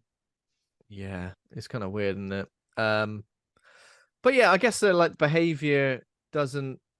I mean, it's a bit odd at this stage, isn't it? Just because they're a bit unresponsive to certain things. They don't really know what's been happening, and they just want to go home. In fact, at one point, Angela smashes around on the window and cracks the glass. Could I go home now? Not now. You got to fix that glass. This isn't a public health system. You have the real terrors of the world. This is a private medical place. Got to fix that. It's going right on your bill. Oof. So obviously, yeah, they go home, and there were a couple of creepy bits when Angela was in the house with Victor. There's a bit where there's like a face behind him, which that was the best scare. That was the best scare. Good. That was a blood runs cold moment for me. That was great. And I don't know. Do you know when you kind of watch these films and you kind of feel like certain sequences or scenes? I feel like I just want to spend more time with that. And I feel like it just gets it over and done with very quickly. Yeah, like a little bit of just stay in power, to hang on with it a little bit and just to draw out that tension a little longer would have been nice. I agree. Because the tension was there. Yeah, sorry. But also, sorry, I'm coming in now. It's all good. It's all good. It's all good. I agree. I agree with you guys that like there could have been more tension, they could have played it out more. But I also think with a film called The Exorcist Believer, like we know the story already. Like with the title, you know what you're gonna get. You know it's people possessed and you know they're gonna need exorcising. So I think as fast as you can get to that point and then play with it is important. Like you need to kind of get it going, because otherwise you can spend the whole film building up the is she possessed, is she not possessed, where the audience you're already like, well, we know she is, we know like. So I think it was quite good of them to kind of keep that moving and get the conversations going about religion and faith and how they're going to solve it, even if it did feel a bit rushed. That's a shame in a way, isn't it? Because just because of the name attached to it, there are certain things certain beats in the plot that we need to hit. We need to get things going pretty quickly. And like in a way, it almost feels like that does a disservice to what this story could have been. Because imagine if you didn't have The Exorcist in the title here and you treated it like you've already conjured their names. Things like Prisoners. You've got like maybe you build up more of that detective character and have it like Law and Order Special Victims Unit, where you've got a couple of detectives that are looking into this as if it is a maybe like a terrible crime, or these people have been taken by some of these communities.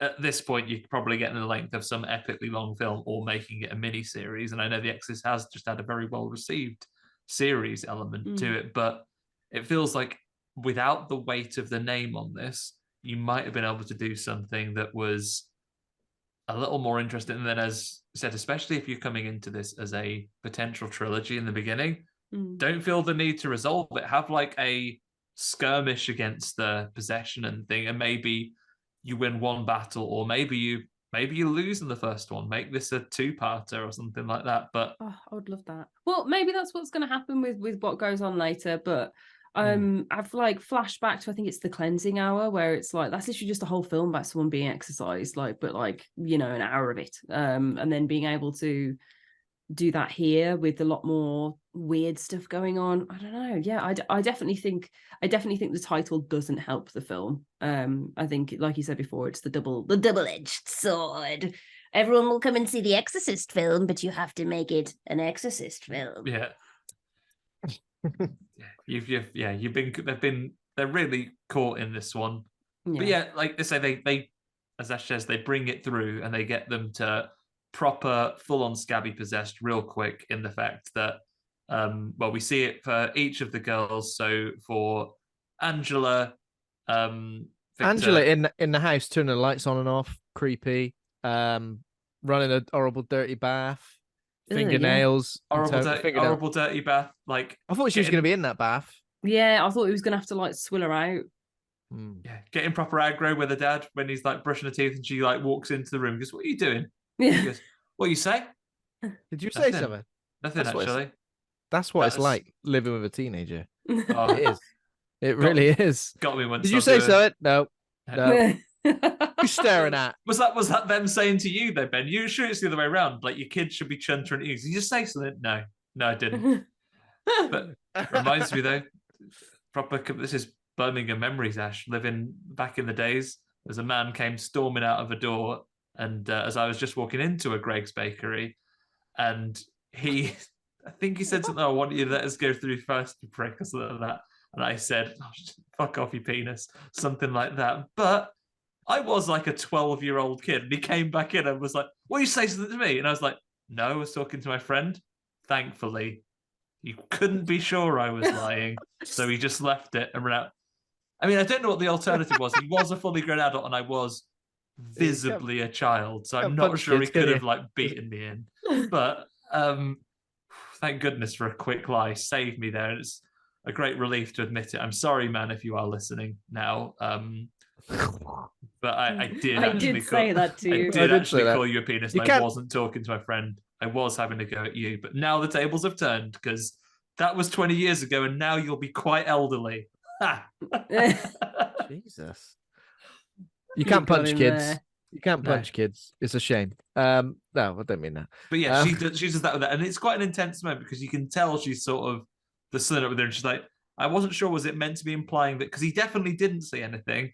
Is she like maybe hearing his thoughts with demon powers now? And he probably thought, weird.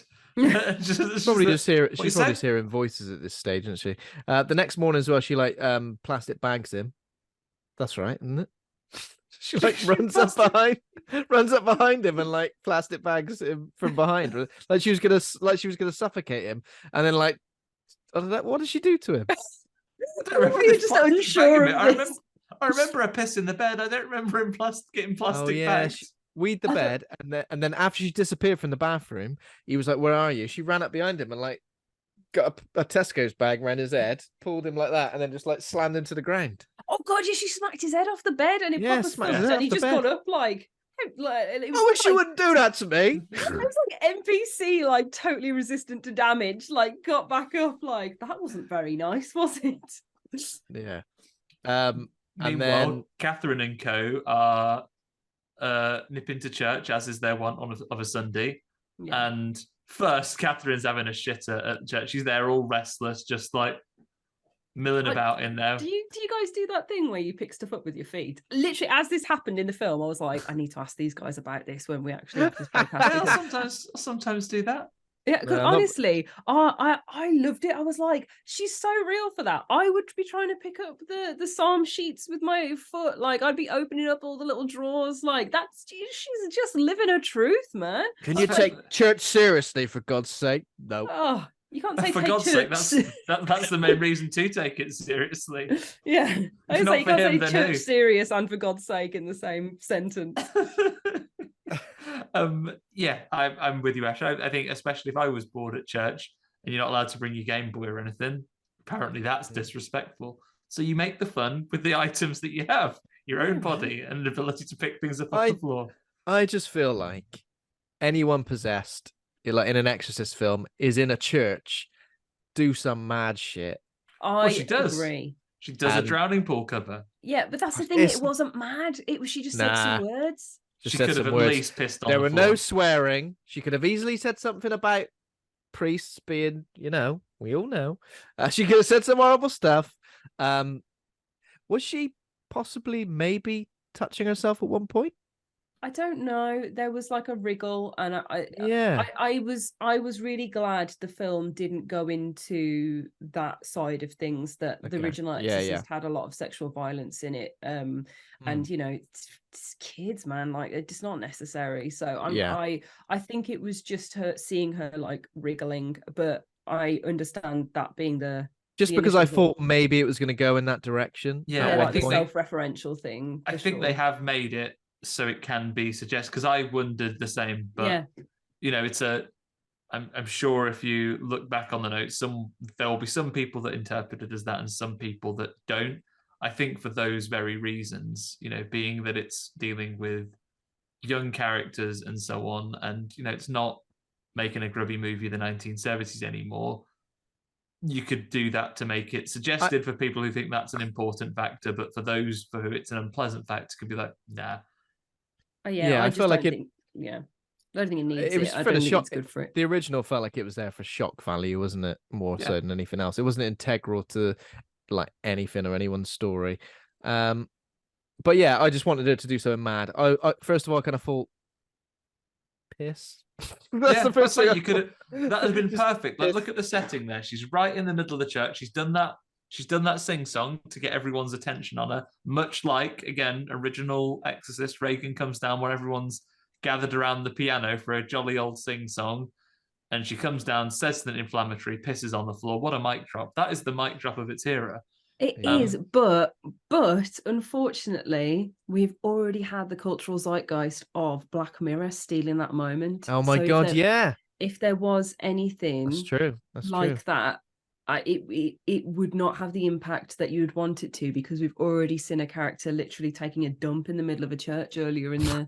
Salma Hayek takes a dump in the middle of the church, you know what I mean? Like, how Charlie are you going to top Brooker that? is eating your lunch. Yeah. David Gordon Green, sorry. Yeah, like you'd be like, oh man. Also, scene.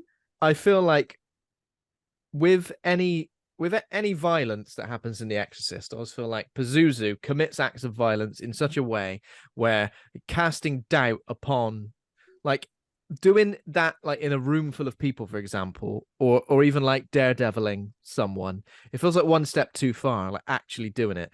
Think about the acts of violence that take place in The Exorcist. The demon goes into somebody and he throws himself out of a window. Somebody falls down the stairs and breaks their neck. It's all like implied. Oh, potentially that this could have happened because of somebody being possessed. But in a way, it's very sneaky how the demon does it. Whereas I feel like in this film, it just felt like it just out and out went. All the acts of violence are going to be committed by the people who are possessed, and there's going to be no question marks surrounding it. And loads of people are going to witness it. There are like eight people who literally witness a priest's neck snap. Yeah. Oh my God. It almost feels like I don't know. It's a lot more deliberate, and you're right. We've come away from a great deal of the furniture throwing and things like that we and the doors slammed and suddenly is shut in quite so much. We get a little touch of it, don't we? But it's not exclusive to that anymore. Yeah, that's why that's why for me it felt like it was the next step on from like an Exorcist film, where sure we've seen that in other films where there are exorcisms or possessions and something, but yeah, something sneaky about Pazuzu. Although apparently the demon is named in this Lamashtu. Lamashtu, yeah, his French cousin. A female demon, monster, malevolent goddess, or demigoddess who menaced women during childbirth and, if possible, kidnapped their children while they're breastfeeding. So, yeah, there's if possible, if she got a chance. Well, that distracted, are you? Yoink. But the match dude's like dressed as the UPS man at the door. Delivery. How interesting is that? Like, we could have exclusively linked it back to what happened in Haiti, the fact that her mum passed away, the fact that this happened in childbirth, the fact that there was a death, sort of a connection to the crossover, a connection to death immediately in life. Easily could have connected it to that, but it just felt like all the pieces are there, but it just feels like it doesn't do enough to connect them. Well, there is the blessing at the beginning where the child, the baby, is blessed in that ritual, and they do make reference to that happening, and also Catherine not being baptized. But I agree that you need to dig into that, man. You need to make that like a pillar of this. It's rather than just something that could be an explanation, but having this specific evil entity doing the possessing, and then the blessing and the ritual and all that sort of thing coming together and being like, okay, it's all making sense. It's all making a building block. It's all making a picture. I do agree that it's like all the pieces are there. All the pieces. It would have been so interesting if it just dug into like Haiti and sort of religion and sort of gods and all the faith that's surrounded in that.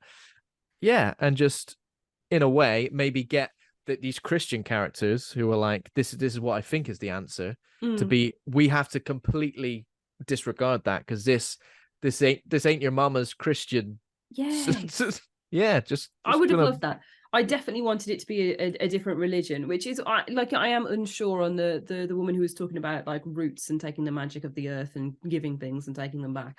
I am unsure what her stance was, but that they found common ground in that Ezekiel reading, like read as another aspect of Christianity, but maybe it was a comment on the interlinking nature of religion and how you can find common ground between all these things as long as you believe together. We get a little bit with Christian MacNeil's character when she's talking about she's got this book of cultures from all over the world, and she talks about how they all have exorcism rituals, maybe with linked into that. Yeah. I mean, yeah, like you say, Ash, all of them are at least Christian adjacent, I think. Yeah. They'll have like some shared heritage, but we don't get any of the other major world faiths that are a huge departure from those, right? And whether that's because, I mean, I don't have the knowledge to lean on. Maybe they tried and they couldn't find anything to fit in. Maybe they wanted to avoid like a political hot potato with talking about all of those other things and having to make sure they've represented all of those things accurately to avoid offending any particular groups. Who knows? But they got blessing specialists in to get this Haitian like blessing correct. Like I was watching the credits and seeing all the people that they got hired to be able to make sure it looked authentic and was true to the culture. And they had like all these things like that. So it's like they've got the money and the power to do it. So it's definitely a choice to not do it rather than back it up and throw it in there. Yeah. Okay. And again, I think they've said, one of the reviews I read said this as well, that they had phenomenal amount of resources to do something incredible with this. And I think that's what makes what came out maybe sting a little bit more, because they had all they needed. It cost 400 million to get the rights to this as well. Or I don't know if that's just for one film or, the next or three. Like permanent ownership of like, we have this IP now. Yeah, I'd imagine that's for like to be able to do the 3 films like that. They have the rights to it, so they can do what they want now. Yeah. Also, the budget of this film itself was, it's fairly modest. I mean, more money than any of us will ever see, I'm sure. But 30 million was the budget for this. So, that's not expensively. No. Well, I mean, in terms of like soundtrack as well, I know Tubular Bells is iconic, obviously, yes. It kind of does a bit where there's like a little bit of a piano version of it when a certain character from the original comes into it. But I don't know. I feel like I reckon just have it over the opening credits, Just go for it. Just go for it, for God's sake. If it's Exorcist, I want to hear Tubular Bells non-stop for 90 minutes. Like, exactly. I want it on repeat. I want the Exorcist humming it as they're walking in. Yeah. I love what they did in the trailer where it was like just tiny little bits of it, and then it kicks in. That's great. I'm fine for that. But I think, yeah, just in order to get the vibes going, let's have it constantly. From the Exorcist universe, it's like watching Marvel films. Anytime someone says the word mutant recently, you get like 5 notes of X-Men theme. Yeah, that actually would be great. Yeah. Just a little do do do do do do, and then it goes into like something else, like drone music. But no, I agree. But like, I keep thinking about the church scene, man, because it's annoyed me. Like, I do think that there is way more they could have done with it, especially as it was their like cherry picked moment for the trailers and for the, you know, the cover art and all that sort of thing, and the body and the blood, as you say, the cover, which definitely we did not give enough of a laugh to. Because we did it before we started. Andy said the joke too soon, and it got all of the laughs, and then has mentioned it again really offhand. But yeah.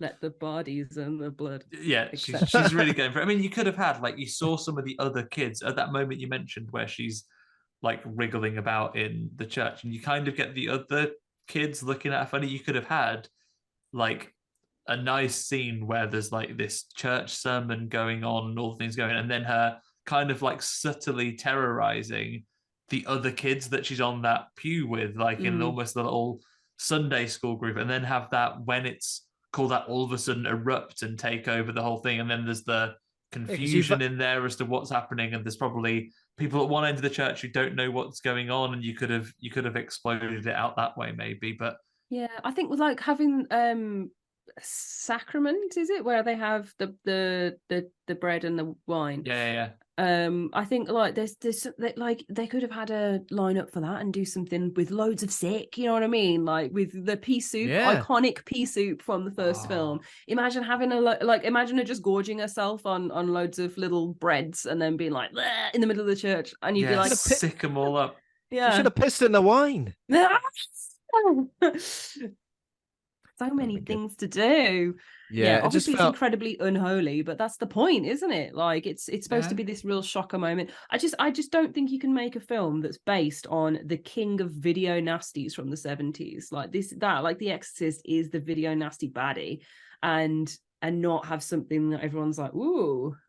Yeah, like try and find something that will shock and provoke. And I get it. It's harder now to get that level of reaction that the original Exorcist came up with, but yeah, to try something, and I couldn't tell you whether it's a good creative team. I don't imagine it's a lack of capability or a lack of creativity from the writers or the director. Is it what they were allowed to do? Who knows? It's true, because it's a hard one to swallow and a hard one to make mainstream. I think the closest we got to something that was real nasty, that's like a sticking point, was the daredeviling, as you guys called it, where you know the eyes got crucifixed. I thought that was a great moment. That was felt quite faithful to that's a good pun. Quite faithful to the kind of franchise. It was a bit hammy, but I also thought that's faithful. My eyes. Yeah, it's like SpongeBob's my leg, man. So obviously after these events, both of them end up back in hospital, don't they? And this is when Anne, the nun, former nun, or didn't even become a nun, become hospital person. She was a nun. She was a nun in training, and then it was coming up to the final exam, and you know, as she explains a bit later, again, sucks that she has to explain it orally rather than as hearing it. But as she was approaching her final vows, she fell pregnant. She chose not to go through with the pregnancy, and then also at that point, she mentions that she didn't tell anyone about that, but she stepped away from taking her final vows as a nun and became worked in healthcare instead. And this, I think, as you said, actually, like the whole situation kind of brings her to feeling where she can fit in, because she'd done her exorcism module at nun school, but hadn't, fully become a nun yet. So she's always wondered where she fit in, but she still has all of these abilities, but she doesn't use them. Make it sound like a superhero. Yeah. Obviously, the one. So obviously they end up in hospital, and the one thing this does this pissed me off a little bit, right? So Angela then says something to Anne before we get this explanation.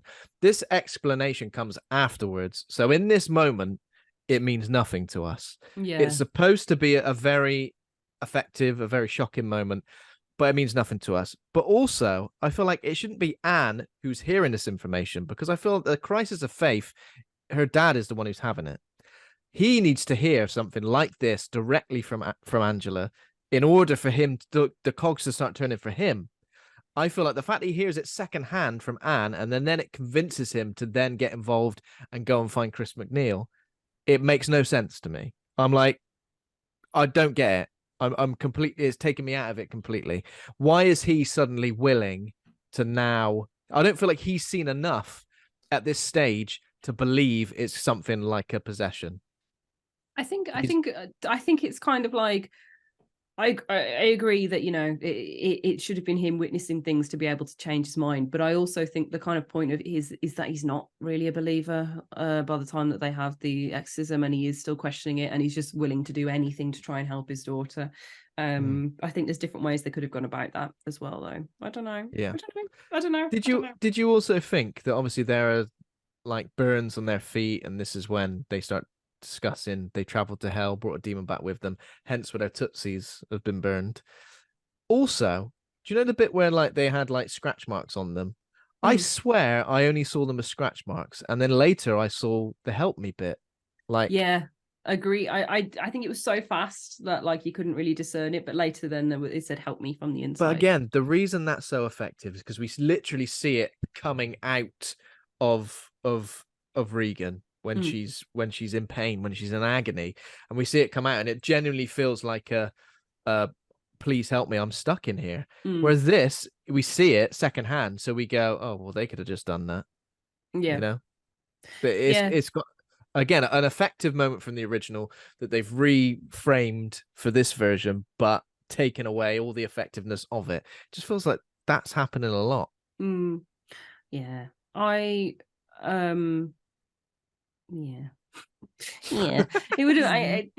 There is this horror to just seeing it kind of appear, like you say, like seeing it come from the inside, seeing the only way that she can get a message across is to carve it into her own skin from beyond. Like, that's intense, that's scary, that sets your imagination on edge. Seeing it just on a body, like, I don't know. Yeah, it was just like, oh, the scratches like that. Okay, exit that feels like a possession, just like an all possession. Yeah, your average possession.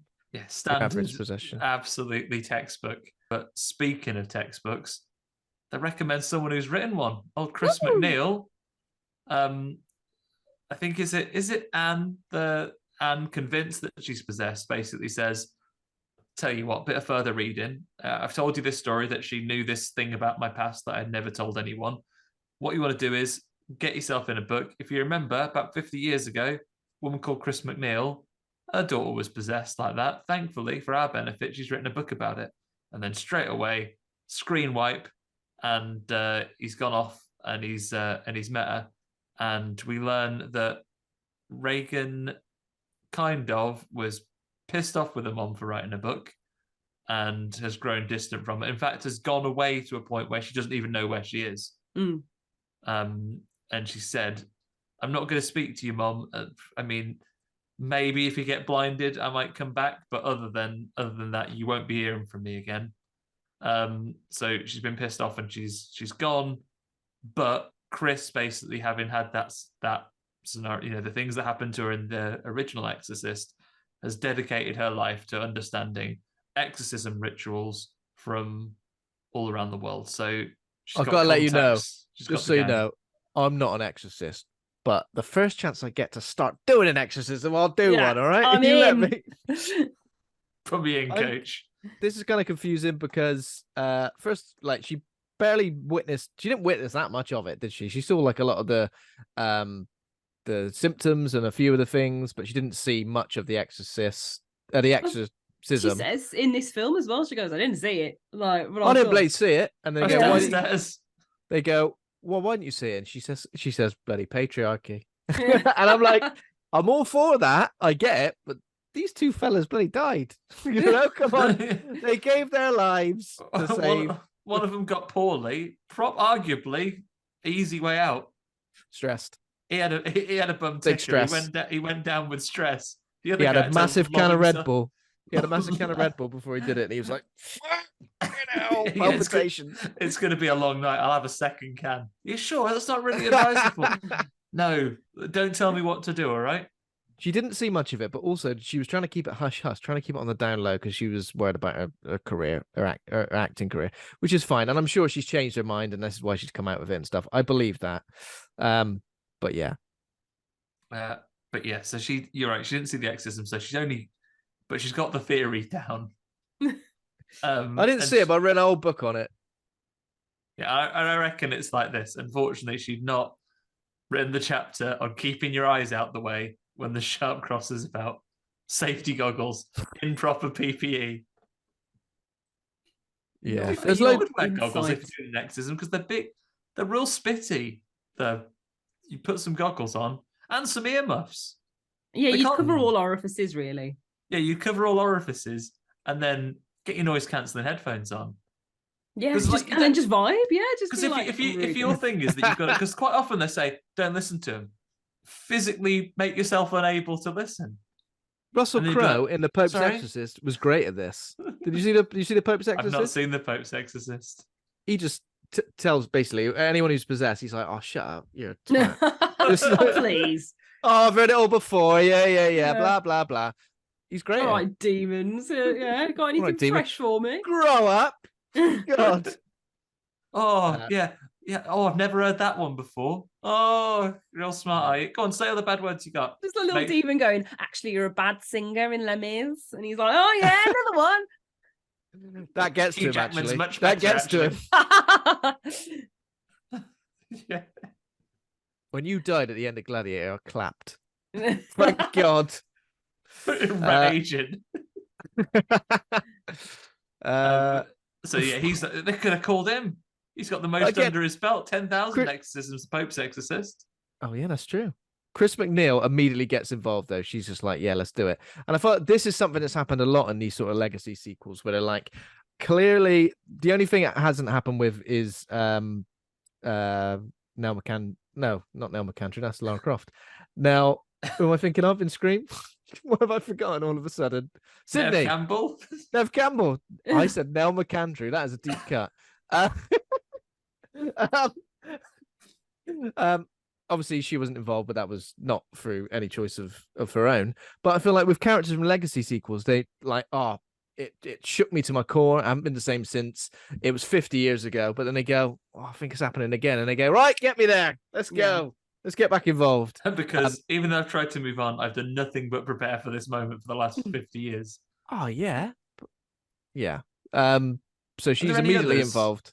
Throwing that out there, are there any other people that obviously we've seen Texas Chainsaw return.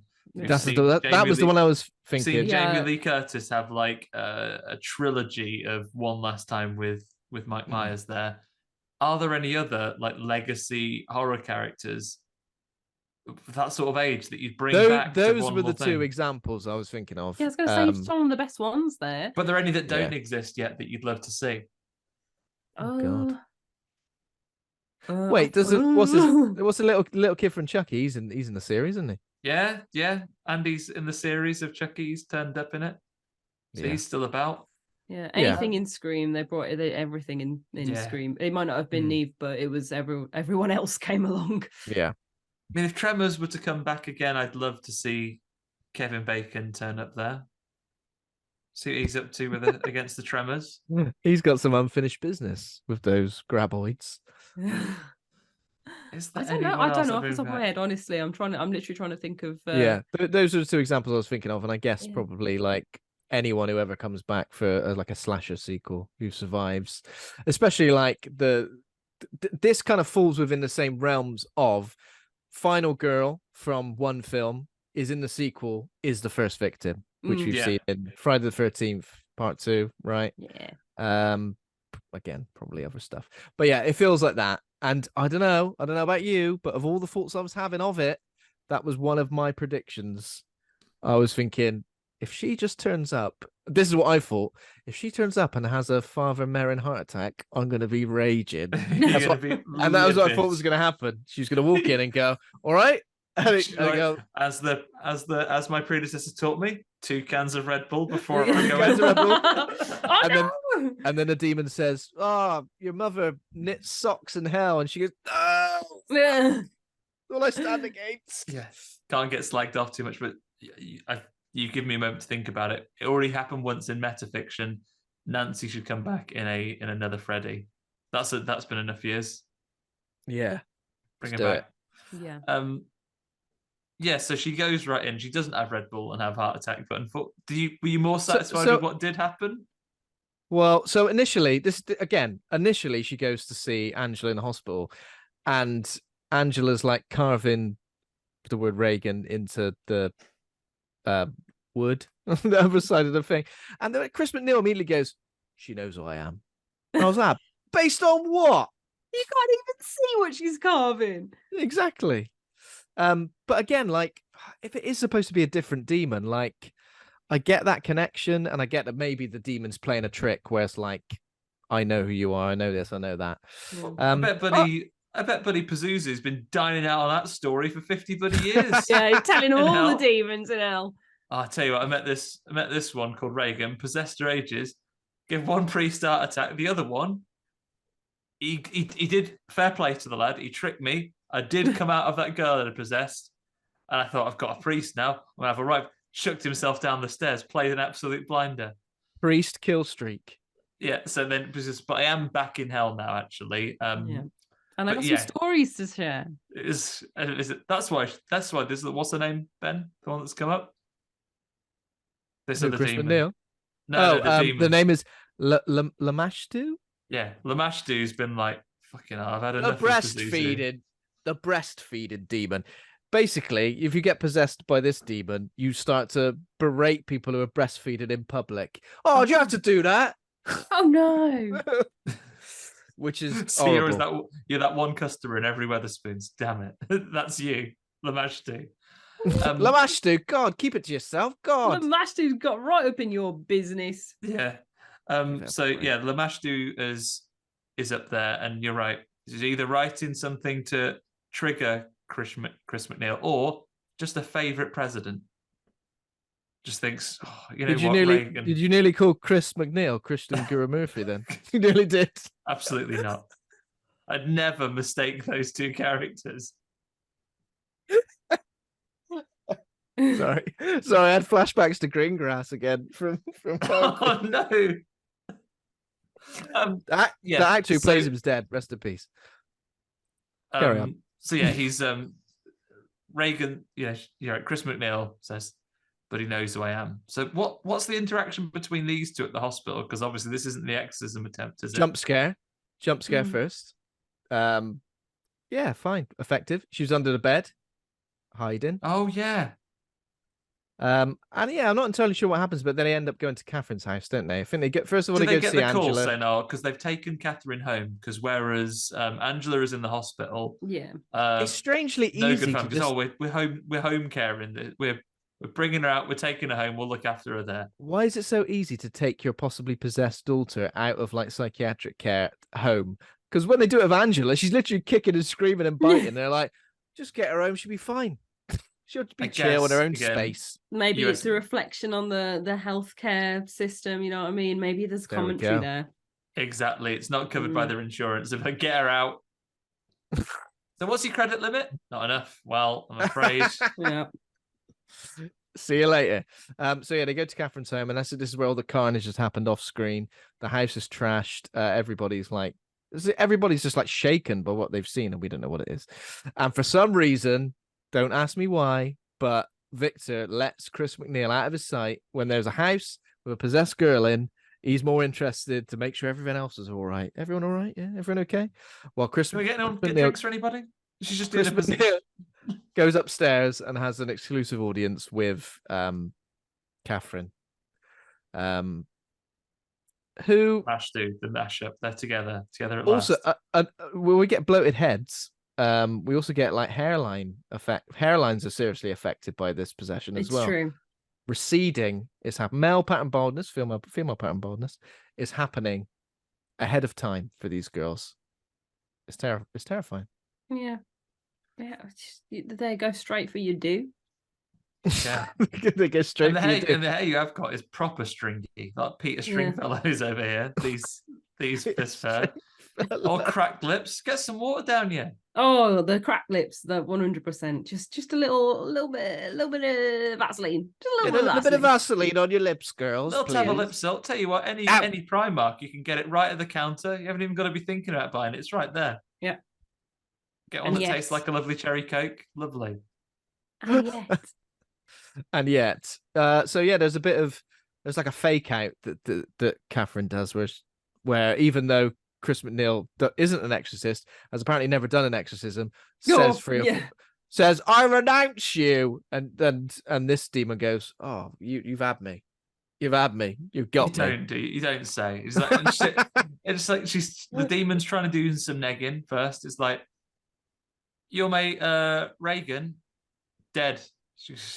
Oh yeah, says that. Reagan's dead. But yeah, basically draws her in. Chris MacNeil thinks she's won, and then this crucifix, which earlier on fell off the wall, I knew it was going to come back into play. Chekhov's crucifix. Yeah, she stabs her eyes out. Yeah, nice. Yeah. Well, actually terrible, but good for a little bit of spooky fun. Yeah. Probably the highlight of the film. I love her. Looks like Kenshi from Mortal Kombat with the wrap she has right under her eyes later on. She sat in like a little Professor X chair as well later on. Loads of. They could be building her up to be more of a now, like she's got like a gimmick. Yeah. That would actually be really cool if they have her as someone they can reference back to in the later films. Just be like, she knows everything about exorcisms, but she can't see. And then like they have to go and talk to her and be like, tell us about this. And she can do, I don't know. I feel like there's going to be something. There's going to be some reason why it works. Yeah, because if the demon's trying to do spooky things to you and they've already poked your eyes out. Yeah, you can't see. Doesn't matter. Yeah. What are you doing? You'd be a talk, because she might talk to her any assistant. Is the demon making rude gestures at me? Like, does it look like it's being anti-possessed? It doesn't matter. So yeah, doing that thing where it takes his finger off. I can't do it. The spookiest tricks that the demon can do. And then around about this point in the film, so Chris MacNeil gets rushed to hospital. Victor's really disappointed in himself for letting it happen. And around about this point, everyone goes, "We should probably get a bloody priest involved, don't we? This film called The Exorcist. We probably should." Yeah. Who is this guy? Father Maddox. Again, he just I comes feel along. I was just like, okay, cool. There's a priest, like, and that was his whole role. Was okay, cool, a priest. Yeah, the priest, and also like always the way, isn't it? So much red tape in the church. So I better check with the diocese, eh? I don't know how much proof you have to have for the diocese to do it. They always seem, for something that the church has a monopoly on, performing exorcisms until this film comes about, they aren't ever so keen to do them, are they? They're always like, nah, it's probably not. Dangerous to do. You might get your head twisted off. Oh God. So essentially what happens is the parents come together and we're going to use different methods from different cultures and religions, including Dr. Beehibe, who was that root work healer lady that we saw a little bit earlier. The Baptist pastor. Again, I like to think, imagine he saw something crazy in that church where he's like, Jesus Christ, I don't know what's happening. I need to come along and get involved in this as well. He's asked the right person about it. Jesus Christ. Jesus Christ. The fact that he's come along, and then we also get in so there's a Baptist pastor, a preacher person. It's like get everyone involved. Chuck the kitchen sink at it. Yeah. See, whether it's root work, whether it's the pastor, whether it's whether it's the preacher or the local diocese, the candlestick maker. Yeah, you can. But the one person you really want big involved, on candlesticks, they'd probably be well versed. You want the bloody priest involved, if anyone, and he's like, actually, I've decided can't I'll be wait asked. in the car, actually. Yeah, and then we get this sort of final act, which is just the big old exorcism. Yeah. Yeah, which I think obviously it was building up to, and I was obviously looking forward to this moment the most. We've got a hell of a lot of the visuals from the trailers and pictures we've seen have been mainly from this. They're tied up back to back on chairs, so if the authorities did come round, they would immediately be taken away. Like, oh, you've got these two kids tied up in this room. And I mean, to be fair, they are both being very rude. They are being very rude. Demons are like, I think you've not got the nail on the head when you say demons are very rude. They're very impolite. They don't know what they're saying or doing, do they? In good company. To be fair, they could have done all right. They could probably be left to their own devices in these kids and had a lovely time about town. They could just get their shit together and just not be quite so rude. It was around about now that Catherine had the upside down crucifix carved into her head. Yeah, that just pops up.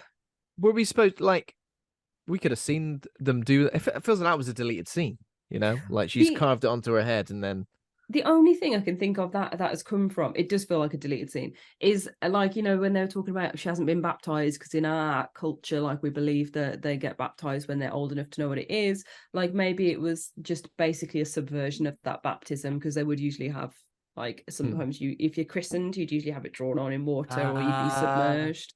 So maybe she hasn't got like a devil vaccine in, and that's how the Master is able to get in. Yeah, so that's like why it looks so prevalent. This is the best bit of the film, because I think it's where all the little threads that do make up good bits kind of come together a bit more.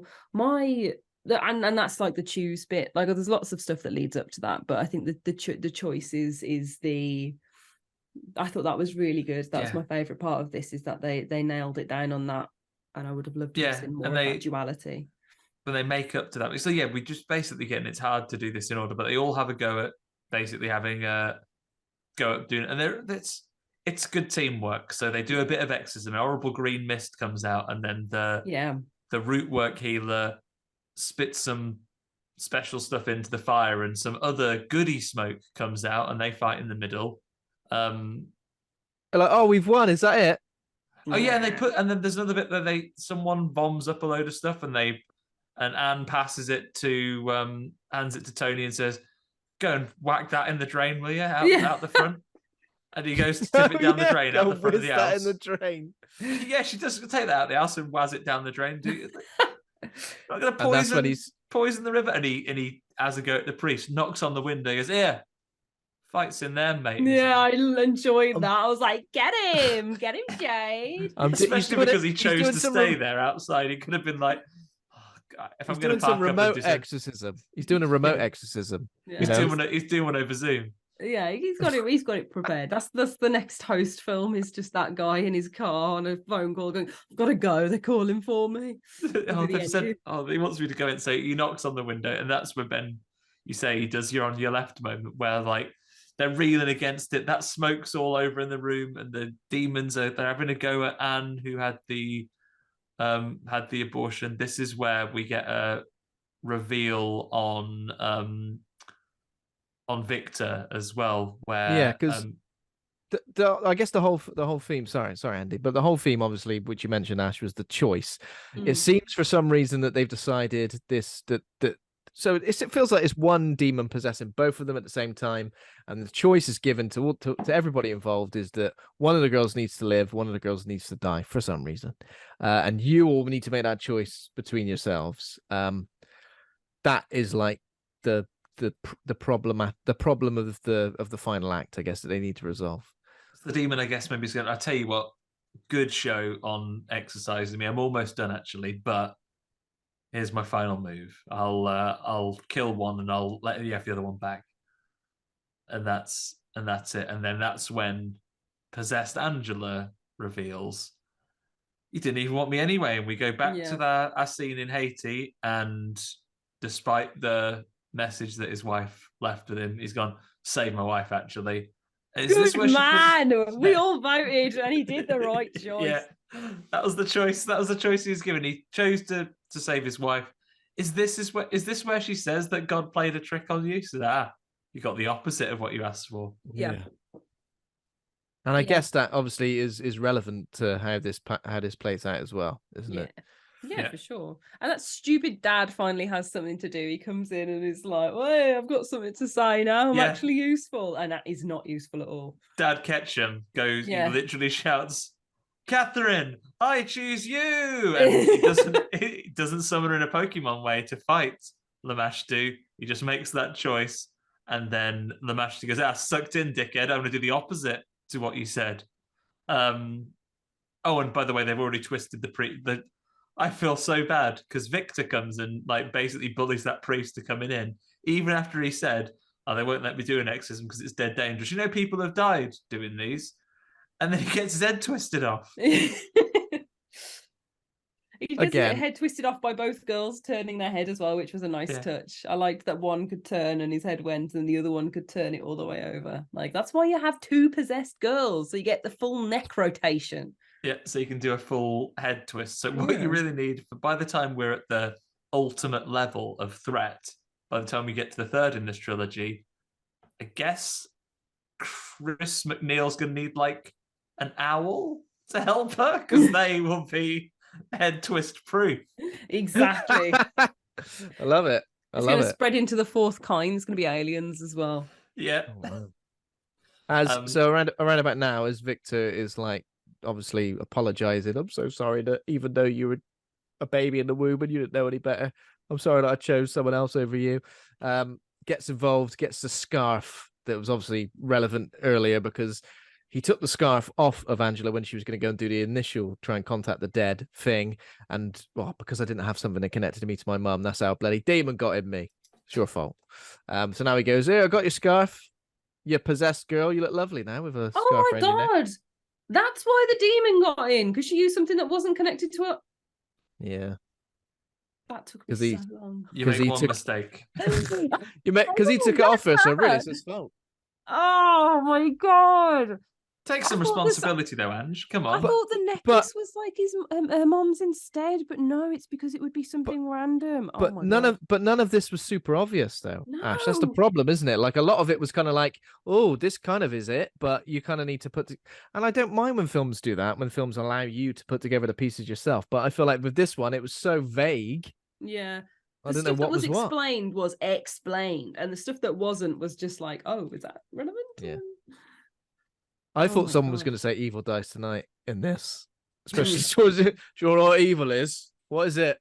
Oh, well, I don't know, but it dies tonight. It's dead now. Can you imagine if the priest had said that when he burst in? That was his on your left moment. He's like, "Hey, but again, I just tonight." We've not spent enough time with these characters. We don't care about them enough. We don't understand them enough so that when they die, it's not shocking. We're just like, "Oh, right, fodder."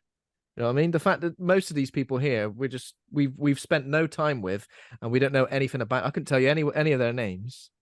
Yeah. So that if they start dying or something happens, it's nothing, which is a shame. And this is where I think we get one of my favorite, like in a very before all's resolved. So, Victor's there saying, "Oh, I'm dead sorry that I didn't let you have your mom's scarf."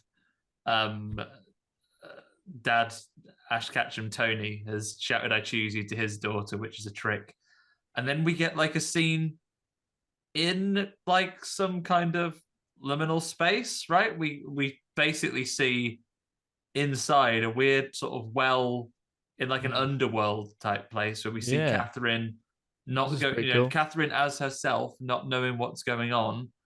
And then we hear the dark version of Pokemon Trainer goes, "Catherine, I choose you," and then just slurps her off under the water with loads of demon hands. Yeah, I really liked that. I know it seemed really random, but like stuff like that, when it's done well, is like the stuff of dreams for horror movies. In Talk to Me, where you get a flash to the other side of what's happening to that boy. Amazingly well done and implemented. One of my favorites to do it. the scene in Nope where the people are sucked into the spaceship and you realize the truth of it, and you just see this horror come across their face as you just about realize what's happening to them before it cuts away again. Like, stuff like that I think is amazing, and that this film has one of those scenes I think is a very good thing. But I didn't feel like the rest of the film earned my fear for when it happened. I was like, I needed more. I needed more to make this. That's it, isn't it? Like, there's some moments like that where you're like, no, you do get it. Yeah. But yeah, it's just not consistent enough. It just feels like there's a lot of like exposition. There's a lot of Basil exposition towards the end of this, and they're like, their heartbeats are beating as one. They're beating. Yeah, I was like, okay, cool. I was like, are they? What's going on? That stuff that just came out of their mouth. Yeah, they're reaching optimum temperature. They're basically like an eruption. I was like, what? Excuse me? Yeah, it felt the manual for these exorcisms must be a bonkers read. After you've exorcised someone, no bit of IKEA furniture or Lego kit's going to trouble you ever again. It's true. All those other things to be like, 2 people recommended. Don't even worry, do it myself, mate. Don't even need an Allen key. Why are we supposed to believe that the demon would just like? Obviously, I don't think that Angela is not possessed. I feel like obviously the demon's not just left her alone, taken Catherine. That's it. It's over. We're done. Because of course the devil or a demon is always doing some nefarious, horrible shit. Not keeping its word. For example, you only allowed once. Maybe that was the thing I took away from it. So obviously these exorcisms, we saw it in the original Exorcist, they have the potential to work, and they mention there's all these exorcism rituals that are very hard, but people successfully do them. So yeah, within universe, it must be a thing that if you slag a demon off enough, you can bin it off and it's not going to be in there anymore. But it feels like, for me, my takeaway was that to be disruptive, the demon proposed the choice, and if they had been strong enough, and if the dad hadn't cracked it and just made a choice, they could have continued what they were doing. It's like that with bit enough strength, they could have exercised the demons, but because they made a choice, he's like, "Get in, I've had you." It's exactly the same as what the Joker did at the end of the Dark Knight. See that boat over there? You got to blow up this other thing. It was the Dark Knight, wasn't it? And then, actually, all the people of Gotham, they're better than you think. And they didn't even want to hurt each other. And even the Joker's like, fuck this right up. Fuck this right up. Yeah, so I think that would have been the choice. If they'd refused to make a choice and go, no, you don't get to decide, the demon, what we're going to do. Yeah. We're going to tell you to get in the bin, mate. And then they would have sicked up the rest. They could have dumped the rest of him down the drain and it would have been fine. But because the dad... didn't have enough faith and made an ultimately selfish choice, right? Can't blame him too much. He doesn't want his daughter to get killed, but he allowed himself to be manipulated by the demon, made a choice. He kind of showed that weakness, and I think, demons, as we've covered, rude. He made that decision to, I'm going to kill this one, because they obviously have the ability to do it, and maybe the fact that it tricked them and it was able to force that decision out of them gave it the juice to literally kill Catherine. The demon wins, essentially. It took her soul, innit? Like, I think it was the phrase, like, "I choose you." It's like, it's just it's like the demon's taken it and can repeat it now, isn't it? It's like when you tell them their name and they have power over you. And then, your soul is mine, Catherine, baby. Yeah. Yummy, yummy, yummy.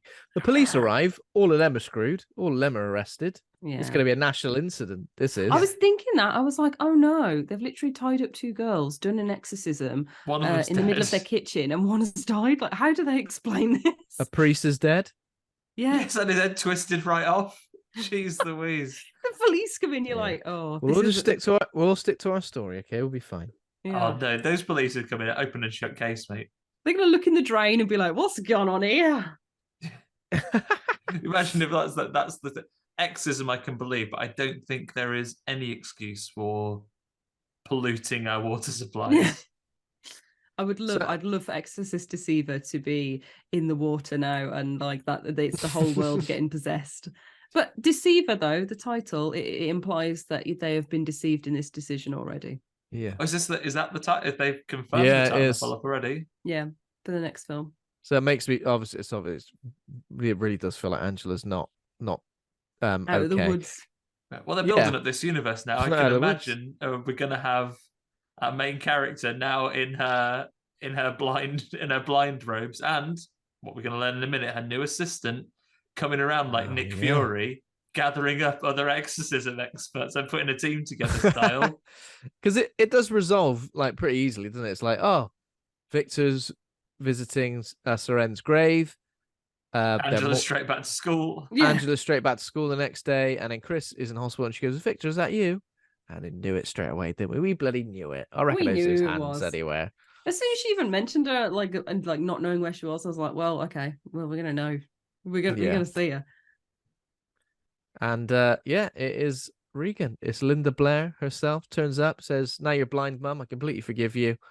They emotionally embrace. Yeah, my whole cinema cheers.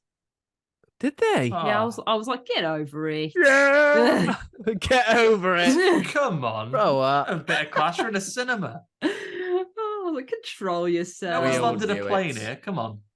Yeah. And that's it. That's the end. That is the end of The Exorcist. We get some Exorcist theme at the end. We get a bit of that. Yeah. I waited for a post-credit scene as well. I was like, Yeah. I want to see Pazuzu jump out, and then nothing happened. I was like, oh no. To be fair, Pazuzu and the match do going right 1-1. Ash, you do keep flashing in and out very quickly, and I do see Pazuzu's face behind you. Is pretty scary. I've seen that my camera. I don't know what's up with my camera, but I've seen it happening throughout, and It's it's perfect, kind of isn't it? spooky. It's kind of spooky. So there we go. That is it. That's The Exorcist Believer. Should we do some name game before we rate the film? I know everyone's got. Have you actually got some that you've made, Andy? Yeah, on the fly? them while we were doing this. We got it. I've only got one. I've only got one. But we've got here. Ash, go first. No, I want to hear someone else's first. I'm the guest. But what if we? Okay, right. Shall I do one? Okay, so in terms of the synopsis, two girls disappear in the woods, return 3 days later, no memory of what happened to them, and then start being all possessed like. Okay, so this film, two girls disappear into the woods. They return 3 days later with a Labrador in tow. That Labrador is also possessed. Is it the Exorcist Retriever, then? The Exorcist Retriever, the Exorcist in brackets Golden Retriever, whichever you like. I just remembered that I've totally misinterpreted the name game in my brain. I've got a completely different thing that I've made a name for. Do it. It's fine. Do it. Yeah, let's do it. Do we need new rules? Do you need to explain the rules to us? Oh my god! Okay, the one that I did, I just thought of a random film that and some. And some okay, so it's not anything to do with The Exorcist, it's just to do with another film, and the synopsis is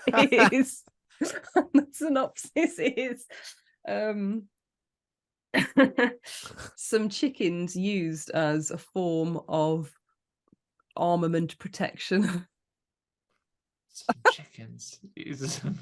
female chickens used as a form of armament protection. Okay. Hen. Yeah.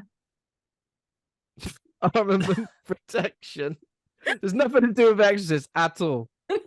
It's just another film. I made a word that sounds like it, and then you can guess the name because it rhymes. Hen. Yeah. I can only think of armor. Andy's good at these. But it's armament protection, so it's to protect your the shield. Armament. Yes. So a hen shield. A hen shield, like Renfield. Yeah! It's the season that worked. We did that. We did it together as a team. We worked together as a team. Henfield. Yeah. Very good.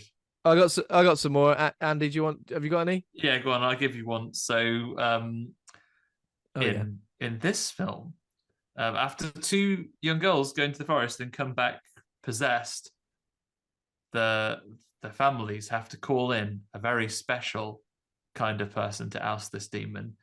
And it's someone who is a big fan of a famous Canadian singer, and he just fucking thumps the demons right out of these girls. Oh. Celine Dion. The Exorcist, Belieber. It's not. It is the Exorcist something believer, but he's not the Exorcist because he thumps them right out of him.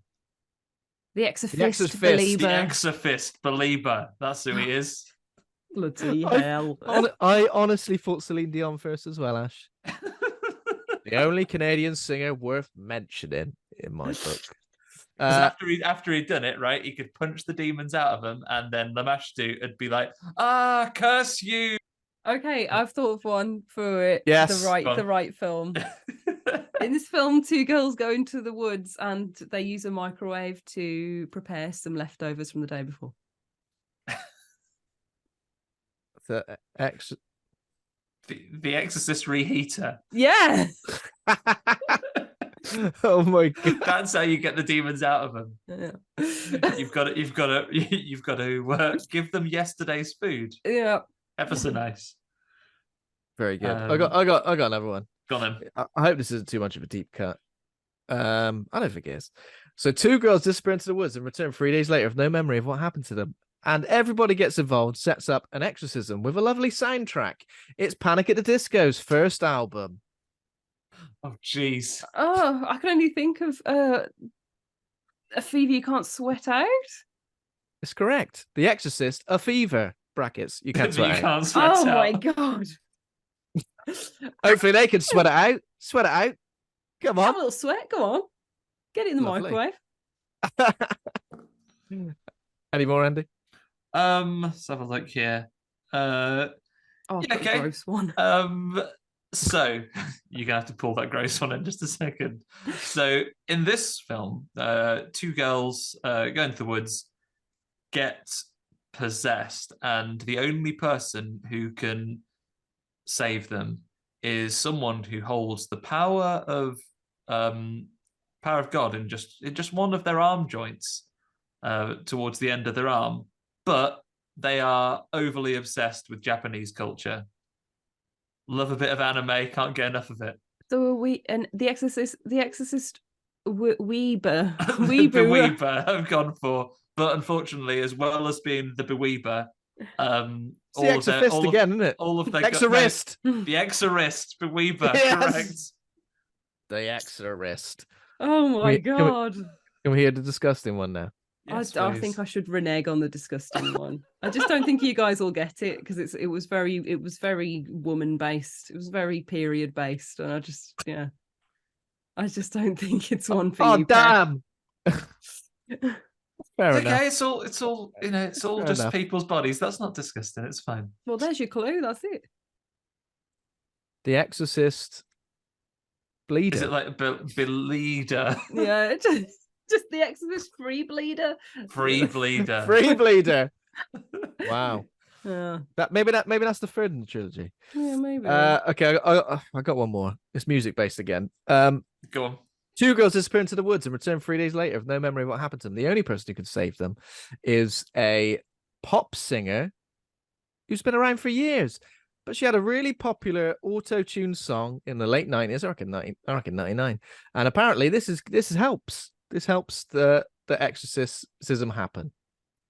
The Exorcist, do you believe in life after lover? Do you believe her in life after love? Throw the artist name into it as well. So the Exorcist. That's also good, but I've gone for The Exorcist believes sure. Believe sure. Believe sure in After Love. Sure. Believe sure. Hi, my name's Sure. There we go. Any more? It's never ending. So in this film, where because lots of the characters have had crises of faith, they get a synthetic substitute for someone who is a believer, absolutely indistinguishable from the real thing, and is marketed as such. Yeah. What? It's not Deceiver, is it? It's not Deceiver because it's absolutely indistinguishable from an actual believer. What? What? I don't know what I'm doing. Give me a clue. It's about I'm running on empty. I've here, gone Ben. super blurry. Like it's my mind at the moment. It's Running on fumes here, Andy. So yeah, it's like The Exorcist, but it's not a believer. It's a synthetic substitute that is indistinguishable from the real thing. Vegan. I'm doing a marketing pun based on a margarine spread, Ben. If that helps. Oh my god! I thought you were talking about like that drug that made people turn into zombies. Oh no! Wait, so what's the answer? I can't believe her. It's not butter. Yeah, that's right. Yeah, The Exorcist. I can't believe her. It's not butter. Thanks. Oh my god! Well, we got there in the end, which is that's it. I'm now trying to remember the name of that drug that turns people into zombies. Not spice, but it doesn't run. It was spice. Yeah, I don't know how you can fit spice into Exorcist Believer. Yeah, we'll wait for the June episode for that. There we go. I want to think of another one. I want to offer one more to you, but I need to go into my brain for a second. We can, Ben. If you give your review while Ash thinks, we can go out of sync for this. This is fine. Yeah, all right. Oh, wait. I'm here. You've got it. Yeah, just a nice one. Some people go into the woods, whatever the description is, and then the only thing that can save them is a delicious fromage. I love a delicious The Exorcist Bichiza. Yeah. Very nice. That's all. Very nice. So I'm sorry, mine are so bad. I just like joining in. After my, I can't believe her. Nothing bad about them. I didn't have to quite scrape the barrel to have like they call The Exorcist, who is character actor. Oh, what's his actual name now? The guy who plays Victor Meldrew.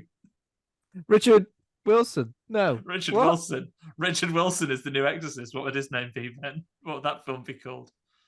It would be The Exorcist. I don't believe her. Exactly. Congratulations, you did it.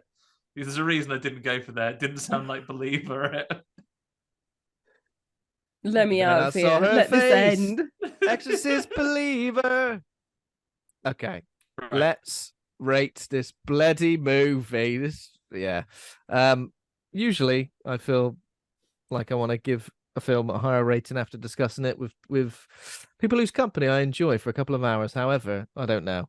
So how would you like? He hates this company, so he doesn't This feel like company, rating it if well. anything, has made it worse. Yeah. Okay, so we're going to rate the movie A to F. Pluses and minuses are allowed. Rate good or rate bad. Ash, what do you think for The Exorcist? First. Yeah, we got me go first. Right after a life of, well, not a life, but my job is very much finding the positive in everything and enjoying things and celebrating the stuff I really like, and I like doing that with horror as well. So and there's loads of talented filmmakers that go into doing all of this work and creating wonderful pieces of art, so it's very rich of me to sit here and go, well, there's enough in it, but I for the first time in a long time I'm talking about something that I didn't think was amazing, so I'm gonna have to give it like an A-. No, I'm joking. I'm gonna have to give it like a I'm thinking it's like a D+ is what I'm thinking. And I think it's middle of the road. I think it's fine. I think it's a mainstream formulaic Hollywood horror that has some good scares in it, but the structure is not there to support it as a lasting thing, and I do think it's a bit forgettable. No, I think that's perfectly fair. Perfectly fair, yeah. I might just maybe go for like a straight D, because as I said, I don't think my hopes were super high for it. I was kind of just interested to see what they were going to do, but I think it just falls into the trappings of legacy sequels, which is, it's like the greatest hits of a film, brings back a character that we kind of know and love, or just know. I mean, does anyone? I don't know. Just the mum from the Exorcist. No one's cosplaying as her. She's written a book, Ben. Come on. Yeah, all right. Put some respect on her name. Put some respect on her name. She had her eyes stabbed out. Yeah, it's her own fault.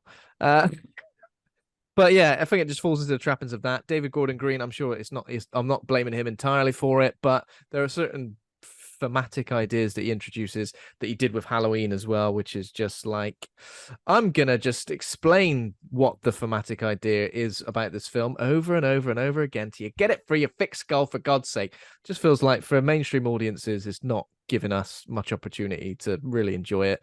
And yeah, the fact it's rated 15 in the UK, I think it suffered because it wasn't willing to go as far as I think it needed to be shocking, to be terrifying. There are a couple of good scares, a couple of good moments. I just think it kind of loses its way, falls apart at the seams, probably at about the halfway point, because I enjoyed the setup. Thought those two girls going missing and randomly appearing with no memory of what had happened. Very interesting. I'm all for it. But yeah, after that, yeah, not great, was it? Okay. I mean, before I go into ratings, I meant to ask both of you about this. Have you seen the news? Obviously, William Friedkin, the director of original Exorcist, only quite recently passed away. So he was aware of this film being on its way. Did you catch the quotes from him on this? Is that legit, that quote? Is that legit? I wasn't citation sure needed and all those things. I've seen it reported fairly heavily, though, that he was not a fan and said that, he wasn't really interested in the direction they'd been taking, and saying that, if he was to pass away, he'd be making their life a living hell from beyond the grave. But the thing is, though, it's not like The Exorcist has gone absolutely crazy with sequels and stuff. Like, it's been fairly reserved, I guess, in terms of how many sequels there are. There's too much media for what it is. They commented about the choices they'd made with the direction they were taking it and the team they had attached to it. But I guess, for a less important review, here's mine on this one. I feel slightly unusually on this. I think talking to the two of you about it has maybe bumped my rating upwards a little bit more. Hearing that both of you had picked up things that I just thought had gone completely unanswered. I'm not going to give it full credit because, I wasn't not paying attention. Didn't sit in the cinema on my phone or anything mad. But when these things aren't offered enough to, us going through it and saying, oh no, there was a tiny touch of that, or the demon's name and things like that. There is clearly more to it that wasn't given the focus in the right places. There were other things that maybe did go on a little bit longer, maybe was unnecessary, the exposition, rather than showing us a little bit more about what happened. The thing for me is as well, I agree with all of both of your points on how far they probably needed to push it to land on the Exorcist name and get the most out of delivering on what is expected when you have what is an Exorcist film rather than an unbranded exorcism film. For me, there is a slight fundamental misunderstanding of what makes the Exorcist frightening from those ones, because you mentioned there are some fairly effectively made scenes where something jumps out and it scares you, or just bring in the fear and the dread into it.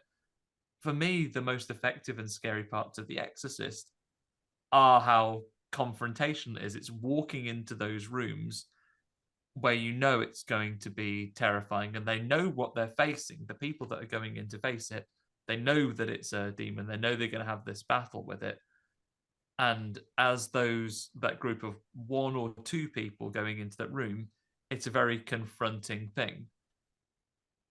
And when you have a group of more characters than you could comfortably name doing it, you can't achieve those same levels of tension for me. When it's like a whole group of them going in there, it just couldn't sell the same fear of it. And even though the original as well, it feels that such an isolation, just the other characters being downstairs and going up those stairs to go into that bedroom to confront what was going on in there, didn't feel the same as like when literally someone can pop out to the curb and throw something down the drain mid-exorcism. It didn't have that same setting, and I don't have a perfect answer to what would have made that better, but there were just little details that made this fall down for me. So more than I was going to. I probably was going to be in your space, Ben, but coming up to a D+ as well. I think there's potential, and I think there are things, if you can separate yourself from the legacy that they brought themselves into and watch it as just an exorcism film, there are things to enjoy. Just try and separate yourself from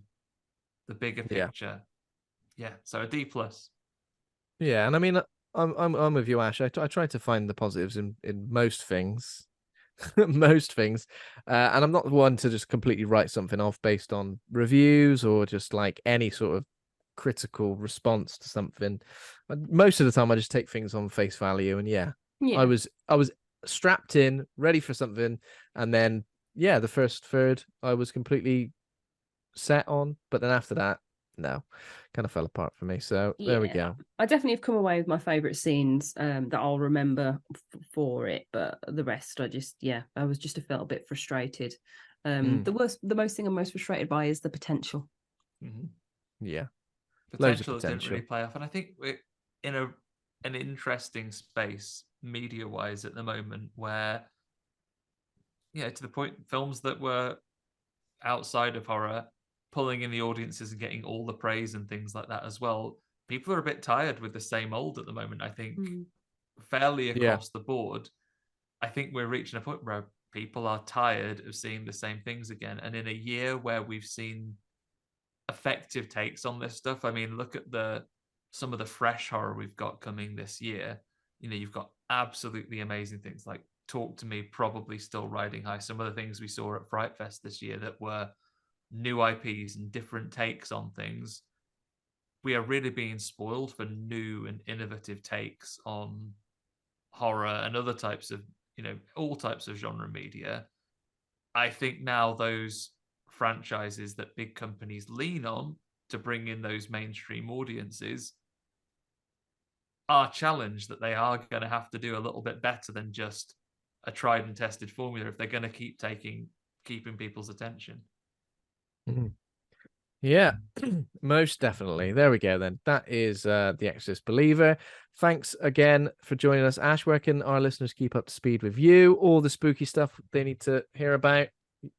So you can keep up with me on X, formerly known as Twitter, as well as Instagram at Ash Millman. I work for PlayStation Access, which is the UK's official PlayStation YouTube channel, and I cover all sorts of spooky stuff over there. We're gonna have some Halloween streams going down if you want to join there at the end of the month. But everything's on my socials, all links. There's 31 days of horror happening right now, so loads of fun stuff if you want to come look at horror and talk to me about horror online. Wonderful. We'll put all the links to that in the show notes, of course. And again, join us for a future episode. We can talk about something old, something new. Yeah, we need to get a VHS episode on the go. Yes. Hell yes, we do. So there we go. Thanks everybody for listening. If you enjoyed the show, become a patron over at patreon.com/horror hangout. Thanks to Taj Easton for our theme music. Thanks to Acast for hosting the show. Please consider giving us a rating or review. And we're on Twitter, Instagram, Facebook, TikTok, and now Discord. So find us there. Next week, we'll be covering John Carpenter's Christine and the Forbidden Worlds Film Festival. So please tune in for that. Woo woo. Let's do it. There we go then. Thanks everybody for listening. Bye for now. Thanks for having me. Bye. Thanks, Ash. Bye.